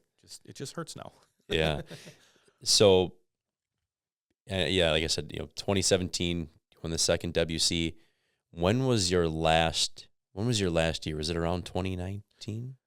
I believe so. Okay. Yeah, that sounds right. Now, yeah, so what kind of, you're getting to that point where you're maybe thinking about being done. What kind of, ran through your mind to be like, hey, I think it's time. Yeah. Yeah. I got married to my wife, and she loved racing. She did. Like, she pushed the sled through the pits. She loved racing. Like all race wives do, right? Like, because they know what, for the most part, they know what they're signing themselves up for, right? Like, the courting phase before marriage while you're racing, like, it's not like there's an expectation of, oh, I'm married, I can't race now. I didn't have that conversation. And we were on the fence about kids at that time. And like, and I eventually told her, like, hey, I'm not going to have kids and race. And like, I told my dad, I'm not going to have kids and race. And I'm married now. And now there's another person that I need to think about. So there was a shift, like, as soon as marriage happened, there was a shift of, like, on the racetrack, like, probably not going to run it in deep there because I might crash. And then what? Who's going to help my wife pay the mortgage? Who's going to mow my grass, right? Like, that lawn that I care about now all of a sudden, who's going to mow that thing? Maybe they'll get the grass to grow better than I can. I don't know. But like, who's going to help? Who's going to be there? Right? So there was that. And it's a good thing that happened. There's a lot of self-preservation that came from that. And eventually, we started talking more about kids and said, listen, Anna, I'm not going to race and have kids. So I'm not going to try to have kids now and race. I won't. But I don't think I have many years left. And ultimately when we got married, it was 3 years. I believe it was 3 years, 2 years, something like that. Okay. And I said, you know what, I'll be done racing after this many years of marriage. And it actually coincided really well. We built a new race shop like 5 years before I retired or something like that. And my dad had asked me before he put the shop up, before the building got built, he said, how many years are you going to race yet? I said, I don't know. Like, how many do I want to race? All of them. Yeah. Like, hello. But how many is Ann and I were dating at that time. And like, how many is she going to want to race? I think we were dating at that time. I don't know. We might have been just dating or just before we started dating. Like, but it's like, I don't know. Like, I can't give you like I've got 20 years. And he goes, 5? I said, I will give you 5 years minimum. Guaranteed 5 years minimum. So that means I need to be responsible if I get in a relationship where it matures to something other than just courting. Like, yeah, hey, just so you know, like when we get married, I have this many years left on my verbal contract. With my dad, yeah. To like, hey, he spent all this money and time. Like, and I shouldn't say, I mean, money, right, but time, like, because we built the building. we had the building put up, but like we finished it. And that's the other thing, like on our race team, like we had a lot of really nice stuff, but like we built almost all of it. Like that last trailer that we had, we bought the shell as a rolling shell gutted. Like we even put the doors in the back. We put the side door in it because we just literally bought a trailer with just the bifold rear doors. No kidding. Yeah. Everything else in that trailer we built. It's the second floor, the glass doors. We put the generator in it with the fuel tank, like the front cabinets in it, everything. We built everything in that trailer. The cabinets we had done at Ace in Wausau, but we designed a lot of them because they were like niche, like, hey, here's our carbide grinder, so we don't have to go outside and grind carbides. We can throw our diamond wheel on that thing, and we can sit here and we can grind them because we had a vacuum under it. When you turn the light on for the grinder, it turned the grinder on and it turned the vacuum on to suck all the dust into the vacuum, so we didn't have to go outside, and then we didn't have to breathe all that dust. Heck yeah. We had pocket doors, so like if the guys were really thrashing and working, like the front where I did telemetry and reviewed race footage and everything in our living quarters, like I could close the pocket doors and completely shut all of that stuff off so I could focus on what I had to do as a driver. Like the only thing that was missing was a toilet. That was it. But we lived in it too. And that was the other thing. Like we built that trailer so that we didn't have to stay in a hotel. It cut our hotel fees down. Okay. We're taking at minimum, we're taking 4 guys every weekend. My dad, Tom. So you guys just stayed in the trailer? Yeah, we slept in the loft upstairs. Okay. Yeah, it was only like 3 foot tall, but yeah, we crawled through there. Yeah, had all of our spare parts up there, and then we put like that gym floor tile foam. Okay. We put that down, and that's what we would crawl on, and everybody had their own designated spot, sleeping bag, and pillow. It was just race pillow. Them pillows, dude, at the end of the season, them things smelled like race gas so bad. I have no idea how none of us got contact high sleeping. Because we kept all of our gas up there too. They were sealed cans, sure. But still, and all the times that you like do a clutch change and then you fire the sled up in the trailer just real quick to check engagement, like all those smoke fumes, like it just went up there, just soaking into the pillows. And it's just I have one pillow yet that it like if you really bury your head in there, it still smells like 2-stroke. And it's like every now and then it's like. We'll just keep that one around. Yeah. But no, our team, like, we wanted nice things. Number one, because like the chance of that nice stuff breaking is less, right? Like when it's new and nice. But we also needed something to do in the off season. So we built that trailer and the trailer before that. We bought as just a shell and built Bo's trailer, same thing, just a shell, and we built it into what it was. And then before all of those trailers was the new race shop, where we just had we did all of our own dirt work, poured our concrete, and then had somebody come in and put the post frame up and the steel up, and then we wired it, we insulated it, we put it's got in-floor heat on the workshop side, so we had somebody come in and put that furnace in, but everything else we did ourselves.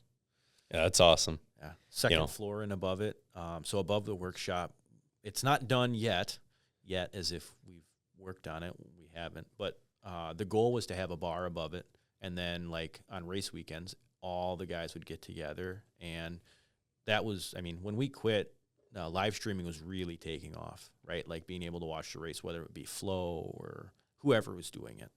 And so the goal was to have a shop where everybody could still get together on weekends as if we were racing, except we could just sit in the race shop in our bar where it's warm and not have to travel forever and a day to get there and watch it. Yeah. And that's still the goal.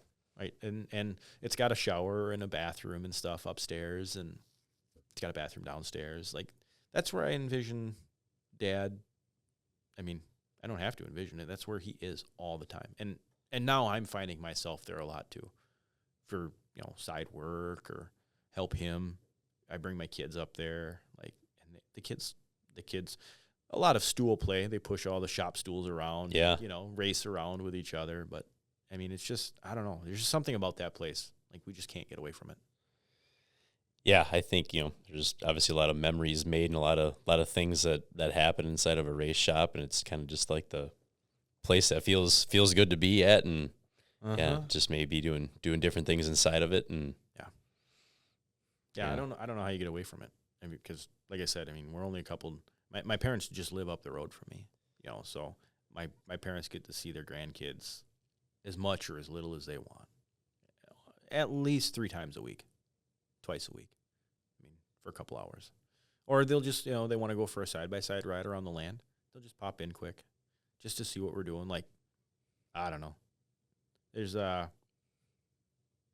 again, just blessed in a way that I would have never imagined. Living that close to my dad. And my dad and I have we have a weird dynamic in the fact that we literally have spent almost every single day together. From the day I was born to until he retired from Herbs and I left Herbs. But even then, he's only 2 driveways away from me. So most people, I don't know. I don't envision most father-son relationships being that way. I know people that are like, oh, I could never live with my parents. And like, I'll be the first to admit, I could move in with my parents in a heartbeat, with my wife and kids and all, because I love being around my family. I really do. My parents, my family, my wife and my kids. Like, I grew up literally every day with my dad. And when I graduated high school, like, I was still living with him when I was working construction. And then I quit working construction to work with him while I lived at their house yet. That's a lot of time together. Yeah. And then when I moved out, when I met my wife and moved out, we got our first apartment together. I was working for him still and racing, with him. And then when I got married, we bought our house, I think 6 months or 8 months after that, just down the road from him. So I still was working for him, racing with him on the weekends, and lived 2 driveways away from him. And now, I shouldn't say just 2 driveways away, but he's 2 driveways away, and we see each other every week.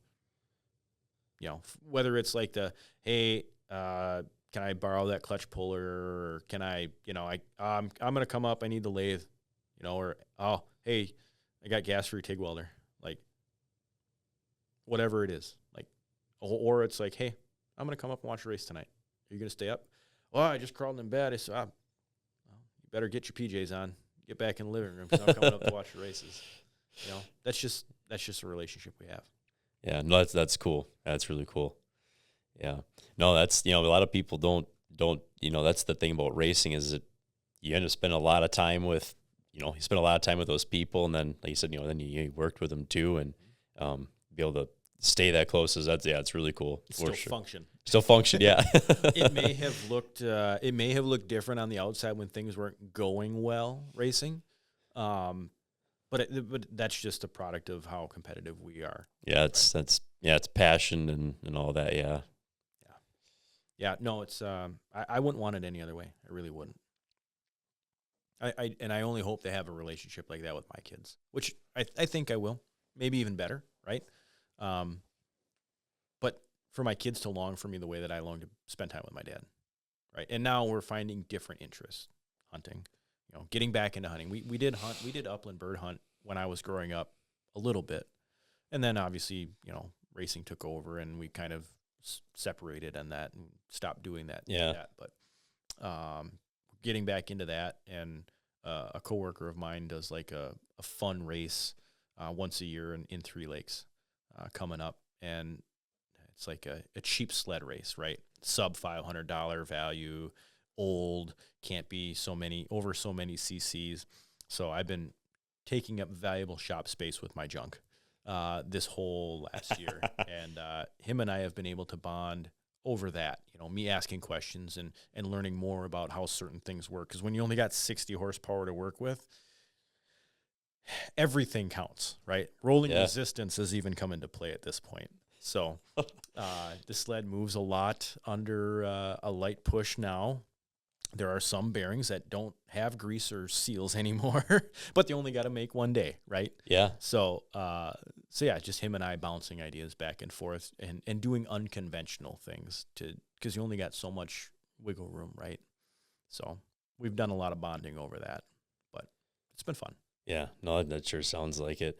Now, I know when you're talking about, faith kind of found you and your wife at same day, same time, same moment. What did feel free to elaborate on that as much as you would like to, and what that's been like for you. Yeah, we had kind of been trying to find a church to call home, and there's a few that we attended, and we weren't feeling. I don't know, man. We weren't feeling like any of them were just the right fit, right? Like we were going and we were enjoying going. But it just wasn't like, yep, that's our church, right? And she was having just a hard time. She was having a hard time, and I don't even remember what it was over. And I'm like, everything all right? She's like, I don't know. I just haven't been feeling good. Just low energy. I'm like, well, I'm going to pray for you. Let me just pray over you. So I prayed for her, and I just kept praying over her, just laid hands on her, and I don't even know why I did it. And the next thing I know, like I felt as if I was over my body and words were coming out of my mouth, but I wasn't like thinking about them. And I remember actually speaking and going like, where is this coming from?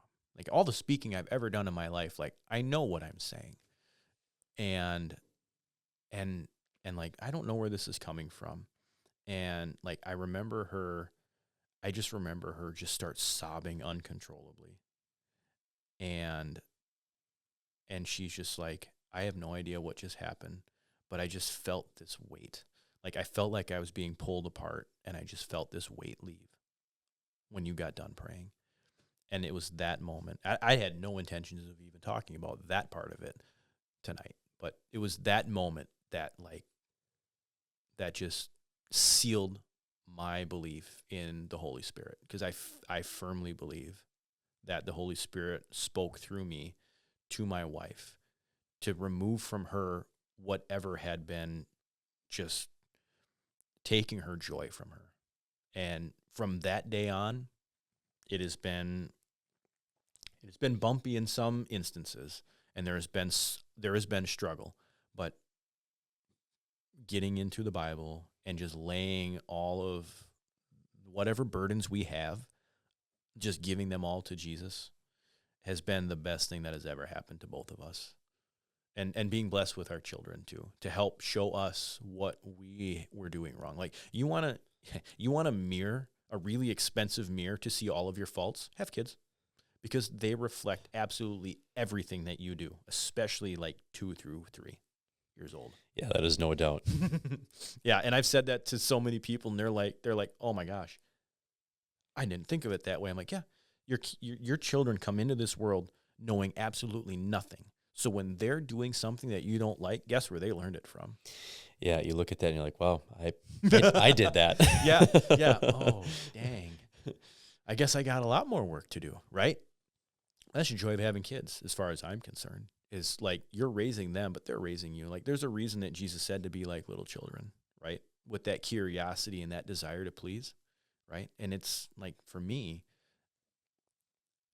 to be like a little child is to be carefree and silly and fun, is like what my kids would say, right? Because they're finding joy in dad acting like that with them. And I'm relating to what interests them and feeding that, right? So when I want to relate Bible stories or read Bible to my children, they relate that back to me because they know it brings me joy, right? And now I find them, like, we read Bible before bed with both kids. So my youngest son has like a real easy to comprehend, very condensed children's Bible. And then our oldest son, he has his Bible that's a little bit more like, I find myself like editing some things because you're not quite old enough for me to want to have to explain that to you yet. Yeah, like how would I even explain that? Yeah. Other than just like, I explain it this way, and I know where your questions are going to go after that. And not only do we not have enough time for this because it's bedtime, but you're just too young for me to want you to know that yet. Yeah. Right. So yeah, it was at that point that, excuse me, both of us, like, eye-opening, like, the war is not fought between flesh and blood. The war is fought with principalities and between in spiritual world. And we both got to witness it firsthand. And had I not experienced that, I wouldn't be sitting here with the faith that I have today. And we take a lot of the Bible seriously in the fact that, like, removing ourselves from wanting to move ourselves from and working towards removing ourselves from like monetary things. And the less we worry about our finances, the more that we've been provided to. There's been countless times where it's like, I have no idea how we're going to pay our mortgage and buy our animals food and put food on our table this month, but we're going to pray about it, and we're going to know that we're going to be taken care of. I mean, Jesus says that I take care of the birds of the air. Will I not take care of you, right? And the number of times where all of a sudden, like, I get a bonus at work, just like a random quarterly, like, hey, or someone's like, hey, like, can you help me fix this? Yeah, I'll help you. Oh, no, you asked me for help, not like, can I pay you for this? But like that money, like, they're undeniably paying me and won't take no for an answer. But that money has, like, when we don't fret about what's going to happen to us, it, like, we're taken care of, and being willing to help others too. Like, that's the other thing. Like, we have both found so much joy in service to others, that, like, we found ourselves having to go, okay, hold on. It's been a month or two since, like, we've hung out, like, just you and I, my wife and I. Like, we should probably, focus on us for a little while, rebuild our relationship a little bit, like, and it's great to do service work, but yeah, we're still husband and wife, and we still need to make time for each other. Like, we take Sundays, so we go, my grandma, is in like an assisted living facility. Okay. So we still go and see her every Sunday morning, and then we go to church. And then, like, our church days, our Sabbath days, Sunday, where we literally plan nothing other than visiting my grandma and going to church. Everything else is on the table. Like, we want to go sledding, we're going to go sledding. Want to ride snowmobiles, we're going to ride snowmobile. We want to just sit in the house, play Lincoln Logs, play Legos. That's what we're going to do. Want to have a family over for a meal? Great. But we're not going to go spend a bunch of money somewhere. We're not going to travel anywhere we don't have to. We're not going to make plans to, go weed the garden or anything. And it took me, a busybody, it took me a long time to come to terms with not working on anything on Sunday. Like, yeah, I could see that being resting. difficult. Yeah. And the best thing for that is my kids. Because it I shouldn't say forces me, but like, it makes you slow down a little bit. It does. Yeah. And because they're only going to be little for a little while, right? And to revel in play with my kids has been one of the best things for me. All the issues that I've ever had aside, like, to just get back to being a kid. Because, like, my kids don't care if I act like a kid around them. They prefer it, actually. Yeah. It's when I stop playing with my kids and my wife's like giving me the eye, like, hey, all right, we need to calm down now, which isn't often. But yeah, just, I don't know. We make all sorts of cool stuff. When, like, we built a really cool snow fort with a big snow pile in the driveway this winter, and, like, big enough where the kids can crawl in it, and it's like almost standing for them. I'm still a little squished, but yeah, like, I don't know. I can't tell you the last time I thought about doing that, other than on a Sunday with my kids now that they're old enough to want to go out and have fun. Yeah. Right? Like, just get back to being a kid. That's what it's about. I know I was excited when my kids started wanting to put together Legos. I'm like, all right, let's do it. Blow the dust off the Tupperware. Yeah. And the Rubbermaid totes. Oh, yeah. I had to go to my parents' house to get all my stuff. And, like, man, the memories. I opened that box up and just the smell, right? That smell hit me of all those Legos and the papers, the instructions, right? Yeah. And it's just like, oh, yeah. There's a few miscellaneous G.I. Joes in there and, all the cool stuff I remember of having a kid, and it got me, I got my dad's slot car track out and, like, put this track together and, like, went to turn it on and, like, the connections are so corroded, like, so oxidized. I'd be there for a month trying to clean all the points. And I'm like, or I could just, go buy a new slot car track and just teach the kids about slot cars and how much they hurt if you go around the corner too fast and you're in the way. But yeah, no, it's been so much fun just being a dad, being a husband and raising our children to know Jesus and, like, they desire him too.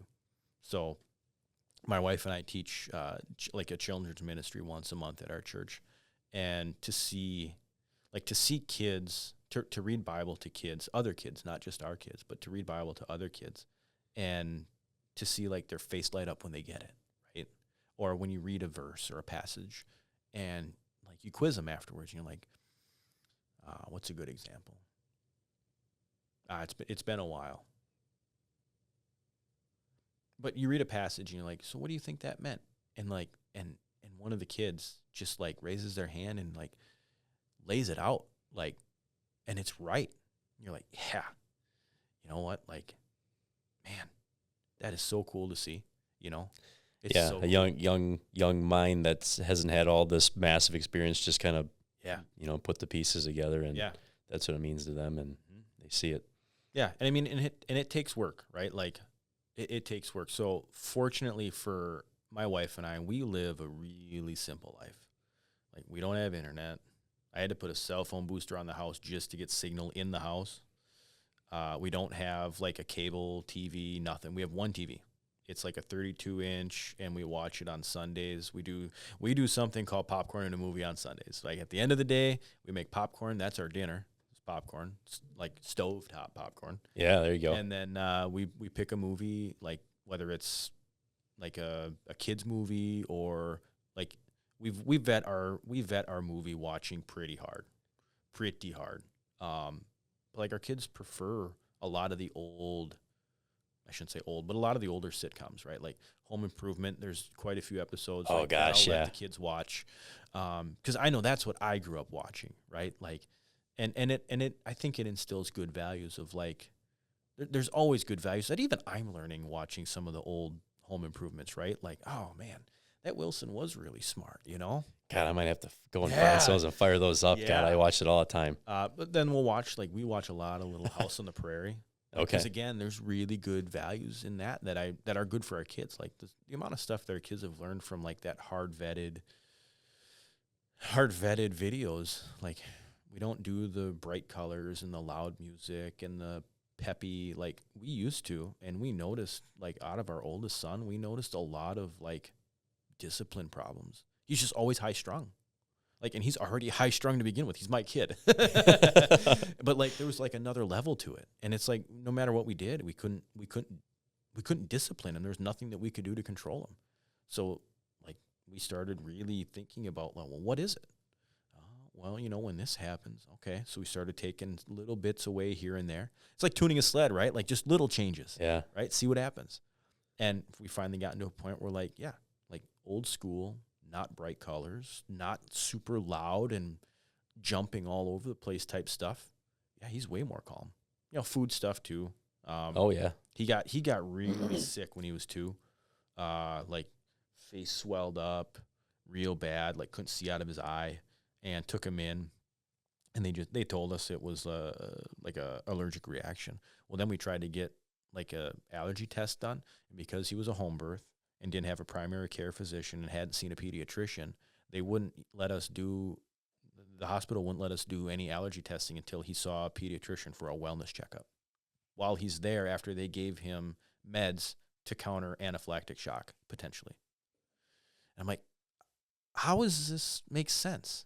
Like, I come from, like, the common sense, like, hey, your belt has an hourglass in it, and if you don't replace it, like, it's going to continue, your vehicle is going to continue driving poorly, and the belt's eventually going to break. We should probably just put a new belt on it. Like, that's my common sense, like, symptom diagnosis. Preventative maintenance, yeah. Right? Like, so my kid's presenting with potential anaphylactic shock, and something caused this histamine reaction, right? Like, when your wife goes through nursing school, so do you. So I understand a lot of what you're saying. I think it would be in our child's best interest, your patient's best interest, to have an allergy test. But you're telling me I can't do that until I see a pediatrician for a wellness checkup? Obviously, he's made it 2 years pretty well until now, right? And then the kicker was pediatricians were out a couple months. And it's like, so instead of just having general doctors, we just have specialists now, right? So there's a little bit of disdain for the medical industry because of it doesn't make sense. Like, I can't see where it makes sense anymore. Like, so we choose to live a simple life knowing that, well, simpler may be harder, but it's more fulfilling. It's healthier for you. Like, I split wood by hand yet. Split a lot of wood by hand yet, because I'm able and fit enough to do so, right? But it's going to be a good teacher for my kids. Like, you want a warm home? We're going to work for it. Like, yeah, we have propane, but that's expensive. Like, and I only work so many hours a year because I'm home with you guys most of the other time. And your mom's not working full time because she's raising you and teaching you. And, like, you like it when mom's home, right? Like, because when I got to watch you when she works, you guys bawl your eyes out. Yeah. Just, I want mom, right? Like, so you want more of that. Guess what? We're going to have to put in work. But the more the family works together, the faster it gets done, the easier it is, right? So gearing up to garden this year. So that should be interesting. The boys in the garden. Zeke's pretty good. Our oldest one's pretty good. It's the young one that hasn't been in a garden too much. So we'll see how many vegetables make it full term. See if it's just playing in the mud or if it's planting vegetables. There's going to be a lot of mud play this year, I bet, which is fine. Yeah. The kids got to get dirty to work that immune system. So, yeah, right. Gosh, we've been talking for a long time, but just, a couple of quick things. Are you still, doing the cross country biking since you kind of found that? Oh, no, I fell off a little bit. I actually get together with a group of guys in the wintertime. We get together on Thursday mornings, and we do it's called F3. F3 stands for faith, fellowship, and fitness. So it's believers. We get together on Thursday mornings for an hour and like 10 minutes, and we do a workout.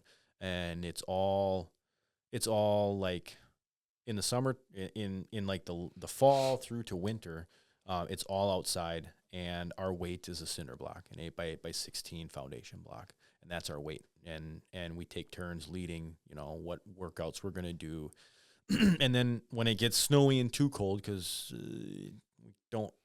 we have a guy who's 67 that comes and works out with us, and a bunch of 30-year-old dudes. So it's pretty cool to see that. And it's cool to hear the wisdom that he has in his 30 more years than us. But then we end up transitioning to like an inside and working out inside. So that's my Thursday mornings is I work out with those guys. And then Friday mornings, our church does a men's Bible study.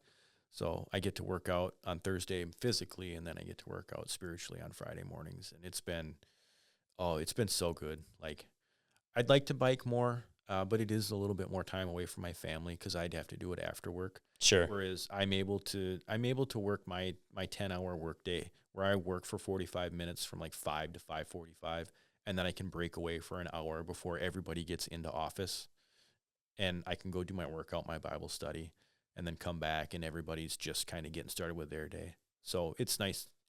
I'm blessed in the fact that I'm able to make my hours as such to grow in my faith with other believers and to read scripture and still have a job, and have a great job. So it's just another blessing. Yeah, no, it's always good to be able to find something you enjoy doing like that and have it all intertwined for sure. Yep. And I'm sure there'll be seasons of hardship, and I'm gonna have to learn how to go through it and navigate through it. But there's a reason behind that too, right? So I'll enjoy it while I can, and if something changes, I just adapt, improvise, adapt, and overcome, right? Yeah. All right, exactly.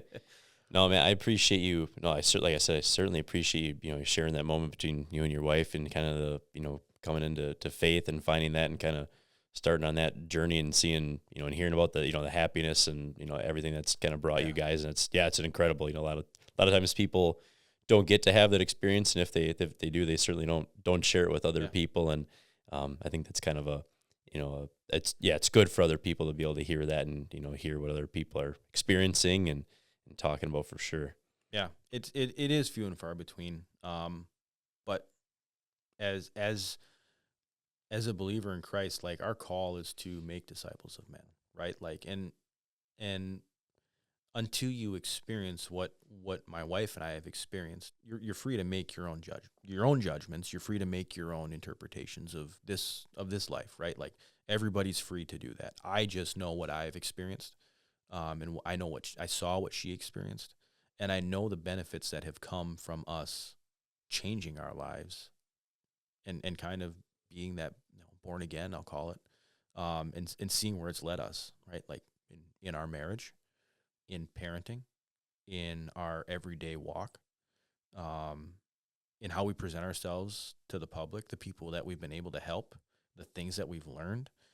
Like I fail to see a downside other than the thoughts that a non-believer, I will call it, right, have had, and not everyone, because I've had great conversations. I have a coworker who's claimed to be agnostic, and he's wanted to discuss scripture and what do you think about this, and has said, I really respect the way that you look at things. And it's like, well, thanks. Like, I wouldn't look at things without my faith the way that I do, right? And like I would love nothing more than to bring him back to faith, right? But that's what we're called to do. And we're not going to do believers, Christian, Catholic. It's all, we're all reading from the same book, right? There's just traditional things. In my experience, there's traditional differences, right?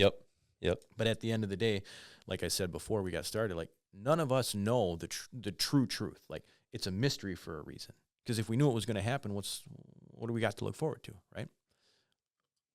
And our call is to make disciples of men, and the only way we do that is by speaking on our experiences from a faith point of view, and why our faith is the way it is, and then relating that to Scripture, and how more times than not, so, and I'm looking for an answer for something, my devotional or my Bible reading in the morning, it's just like, that is exactly what I needed. And that answers my question, or I pray for something.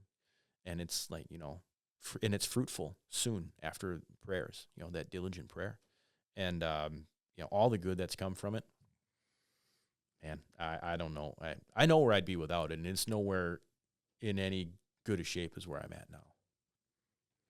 Well, no, it's awesome to hear you found it, and you're continuing down that journey, and yeah, incredible, man. It's is there anything else we haven't covered in this? We've been rolling. I don't know. Anything we haven't covered that you want to touch on at all? No, we could go for there might have to be a part 2. Hey, we can make that happen. We could talk. I have the gift of gab, I've been told. Hey, that makes a great episode. yeah, right. No, and like, there's a lot of stuff that we discussed that, racing wise, that I've never sat down in an interview to discuss before, right? Like a lot of kind of like the, what classes I ran, some of the hardships that we've had to go through as a team. And I mean, but by and large, like our team was blessed with, like, I don't want to say good luck, because we didn't have good luck. We worked really hard, not to say that other people didn't, but we worked really hard for what we had, what we wanted to accomplish. And it was great to have the team. It was great to have the team that we had because they all shared the same vision. Great sponsors, the wives, girlfriends, or whatever, right? Like, excuse me. It was more than just the guys turning wrenches, fixing stuff. It was the wives that would make the food that fed us all weekend long, because we would pack soups and freeze soup or whatever, and pizzas and homemade goodies as much as we could. I mean, it wasn't asked or expected of them, but they did it because they believed in what we were doing. And it was just it was a really well-rounded team. It really was. I mean, there were times where we were staying at team members' coworkers' houses in the town that we were racing in, right? Like, oh, I know so-and-so. I worked with them for whatever, and they've got a kid, and next thing you know, you're staying at some stranger's house. Saying, oh, but I mean, it led to friendships, right? Like, it led to, I just, my wife and I went on a date, because we don't get to do that very often. Was it last year? 2 years ago? Last year, maybe? We went up to Eagle River. We did like an axe throwing. They've got an axe throwing place up there. So we had a lot of fun doing it for a work party in Wausau one time. So we went up there and did it up there and went out to eat afterwards. And I'm like, man, why does that guy look so familiar? We're here. It was a coworker from someone on the race team. And I hadn't seen him in 10 years. And he came over, and it just happened to be during Eagle River weekend. He came over, and I was like, hey, how you doing? I'm like, man, I thought that was you, And he's like, yeah, how you doing this weekend? So I actually retired. He's like, oh, that's too bad, But yeah, we're up here for the grandkids hockey, And when I stayed there last time, they didn't have grandkids, But it's just like, that's cool. The amount of people that you meet, right? Like the racing and the dealership. Oh man, the dealership, the amount of people that I see, or have seen in the dealership. Yeah. No, it's one of those. I just can't help but feel like I know I'm supposed to know so many people with the faith that I have now, right? Like, that's where I'm at right now. It's like, and big reason for wanting to do the show, right? Like, if it reaches one person, right, or leads to a conversation with one person, and help them from whatever they're going through. And not that I've experienced everything, right? But I feel like I've experienced a lot in a very short amount of time, right? With my life, with the travel and the hardships, and like truly persevering through maybe not a physical, sometimes a physical something, right? Like there was a number of seasons I raced with broken bones because if I went to the doctor, they were going to put me in a cast. So I just didn't go to the doctor until after race season, because I wanted to race. Yeah. The things that we do, the things that I did to race, like, and the perseverance and character that it built, and the resilience that it built, like, but then that, racing's done, but that stuff doesn't leave. It's still there. Yeah. Right. That character trait is still there. It may not get used all the time, but it's still there. Like, the number of times I've been told, like, you can't do that, no matter what it was. And like, that's all I needed to hear. The first time I remember hearing that, my dad's like, I was working on an RC car, right? I had nitro RC cars growing up. One. And I was always tinkering on it, right? Like, that was the start of my addiction to engines. And I broke a drive shaft, and I didn't have a drive shaft, but I had one where like the dog bone broke off it. I'm like, oh, well. I didn't know it was sintered metal at the time. I didn't know what sintered metal was, but they were sintered. And so I drilled it out, and I was like, oh, I'll just put a roll pin in there, right? Like, roll pins are strong. Like, I knew roll pins were strong for some reason. And I had to, what was it? It kept falling out. So I was like, oh, well, I'll just drill it and put a set screw in it, right? It can't fall out if a set screw's holding it. Well, I'm trying to drill through this roll pin, and my dad's like, you can't drill through a roll pin. That steel is harder than the drill bit. And I'm like, I don't know what you're talking about. I'm almost through it. Like, I didn't tell him I used 3 drill bits to get to the point that I was at, right? But like, and then most recently, what was it? Oh, most recently I was fixing a sled. A guy had a drive shaft bearing go out on a rush, and I was like, oh yeah, I'll replace that for you. Like, that's easy work, right? Like, it's not wiring and diagnostic, body module systems or anything. It's literally hard parts, right? Like I take these things apart and I replace the one that's bad and I put it all back together again. So I go to take this thing apart and the old bearing was bad. That is for darn sure. Just about ate through the collar, like in the bulkhead, yank it all apart. And I can't get the inner race off the drive shaft. It's like welded to the drive shaft just from heat, right? And corrosion. Yeah. So I'm like on it with a torch, chiseling, hammer, and then it's like, pneumatic hammer. And I'm like, I don't want to like scar this drive shaft. I don't want to buy the guy a drive shaft too, right? So I just happened to look over at the lathe. I'm like, oh, well, can't be seized down there if it's chips. Yeah. So I put a brand new insert in the tool and chucked the drive shaft up in the lathe. And as soon as that carbide bit hit that steel, it's just made the most awful squealing noise. I'm like, ooh, that's hard steel. And it was probably hard steel to start with, but now that it's blue, I bet it's even harder than what it left the factory in. So lo and behold, I machine a shoulder on it just so I can get like a 3-jaw puller on it to pry it off. And I get it all off, right? And I ended up machining across the face of it a bunch just to isolate heat, right, through friction, right? Because inserts are cheap, apparently, when you're not buying them. Sorry, Dad. Just like those drill bits. Yeah. It just the tooling gets more expensive the older I get, apparently. So I tell him, he's question me like, hey, you gonna have that sled done? I was like, yeah, I should get it done. I've got everything back together. I just got to put the speed sensor in it, right? Like, and he's like, I said, I was having a heck of a time trying to get that inner race off that drive shaft though. I couldn't pound it off, so I threw it in the lathe and I just machined a shoulder. He's like, what?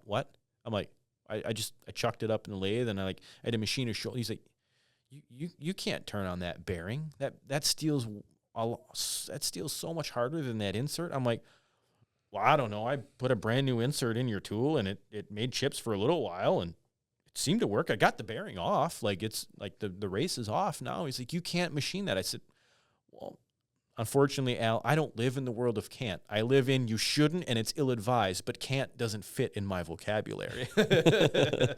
So, and it kind of just reflected back like, yeah, my whole life has been can't doesn't fit. I shouldn't, and it's not advisable to do that. But not can't. Like, the worst thing you could do is tell me you can't do that. And that's all I need to hear. Yep. That's a good motivator. Yeah. Yep. That's all I need. It's simple. It's cheap usually for them.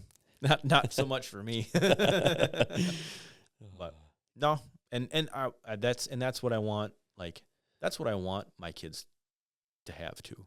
Right? Like, they, with their faith, determine their outcome with the tools I've given them, whether it's that work ethic or their faith, and what scripture says. Like, yeah, there are some outside motivators and outside sources that are at work, but for the most part, their mentality and their mindset is their limiting factor, because that drives the physical, that drives the spiritual, right? So I don't know. As long as I can continue doing that as a father, I think I'll be all right. And I'm going to make mistakes, right? Like, we're all going to make mistakes. Oh, yeah. Yeah, there's no book on how to do it right. Now, if there was, it'd be a bestseller, right? Yeah. Like, how to be a dad for dummies. I bet that's out there already, so that ship has probably sailed. Yeah. But, School of Hard Knocks, right? Like, and just knowing that I'm not perfect, right? Like, there only was ever one perfect. And he'll come back again. But it's not right now. So all I have to do is my best to be the best husband, to be the best, child of God and husband and father that I can be, and son, because I'm still a son too, right? So, and I still don't have that figured out yet, but it's good to keep trying. Gives me something to work for every day, right? Right. Yeah. So have fun, I heard a wise man once say that if you take life too seriously, you'll never get out alive. So, got that going for me too. Yeah, no one has gotta yet. Try and have fun. So. Yeah, no doubt. Well, no, are you worrying about your story? Kind of touching a single person. Hopefully, you can get to one. I mean, it's been great for me to hear, and I've loved gosh, I never would have thought the guy that I was watching carry a snowmobile down the front stretch at Eagle River, I'd be sitting down chatting with him. But that's also part of the reason why I'm kind of doing this thing now, and it's been awesome. And man, thank you so much for, getting in touch with me and taking the time to come and do this. I'm sure it'll be a lot of people love hearing your race story and finding faith and kind of, what did your childhood look like growing up? And it's been a joy to, like I said, meet you and talk about all this. It's been fantastic. I appreciate you doing the stories, because I mean, we're not going to be here forever, and you got to catalog it somehow, right? Yeah, and that's kind of a lot of the intent behind it is, a lot of it was me looking at, some of these old time racers and being like, man, people got to hear these stories. They don't hear them unless they're BSing in the pits after the races. Yep. And I think so many people go through so many amazing things to be able to go race, or because of racing, or just alongside racing, or have done, even if they're not a racer. There's been a lot of people on here too that haven't been a part of racing, and talking about the medical industry. I had Dr. Amy Falk was on here. If you haven't checked that episode out, that's a good one. And there's just a lot of people have a lot of great stories that, man, I want to see other people be able to enjoy them. And definitely good for other people to be able to tune in and hear those things. So and like you said, you never know who you're going to affect.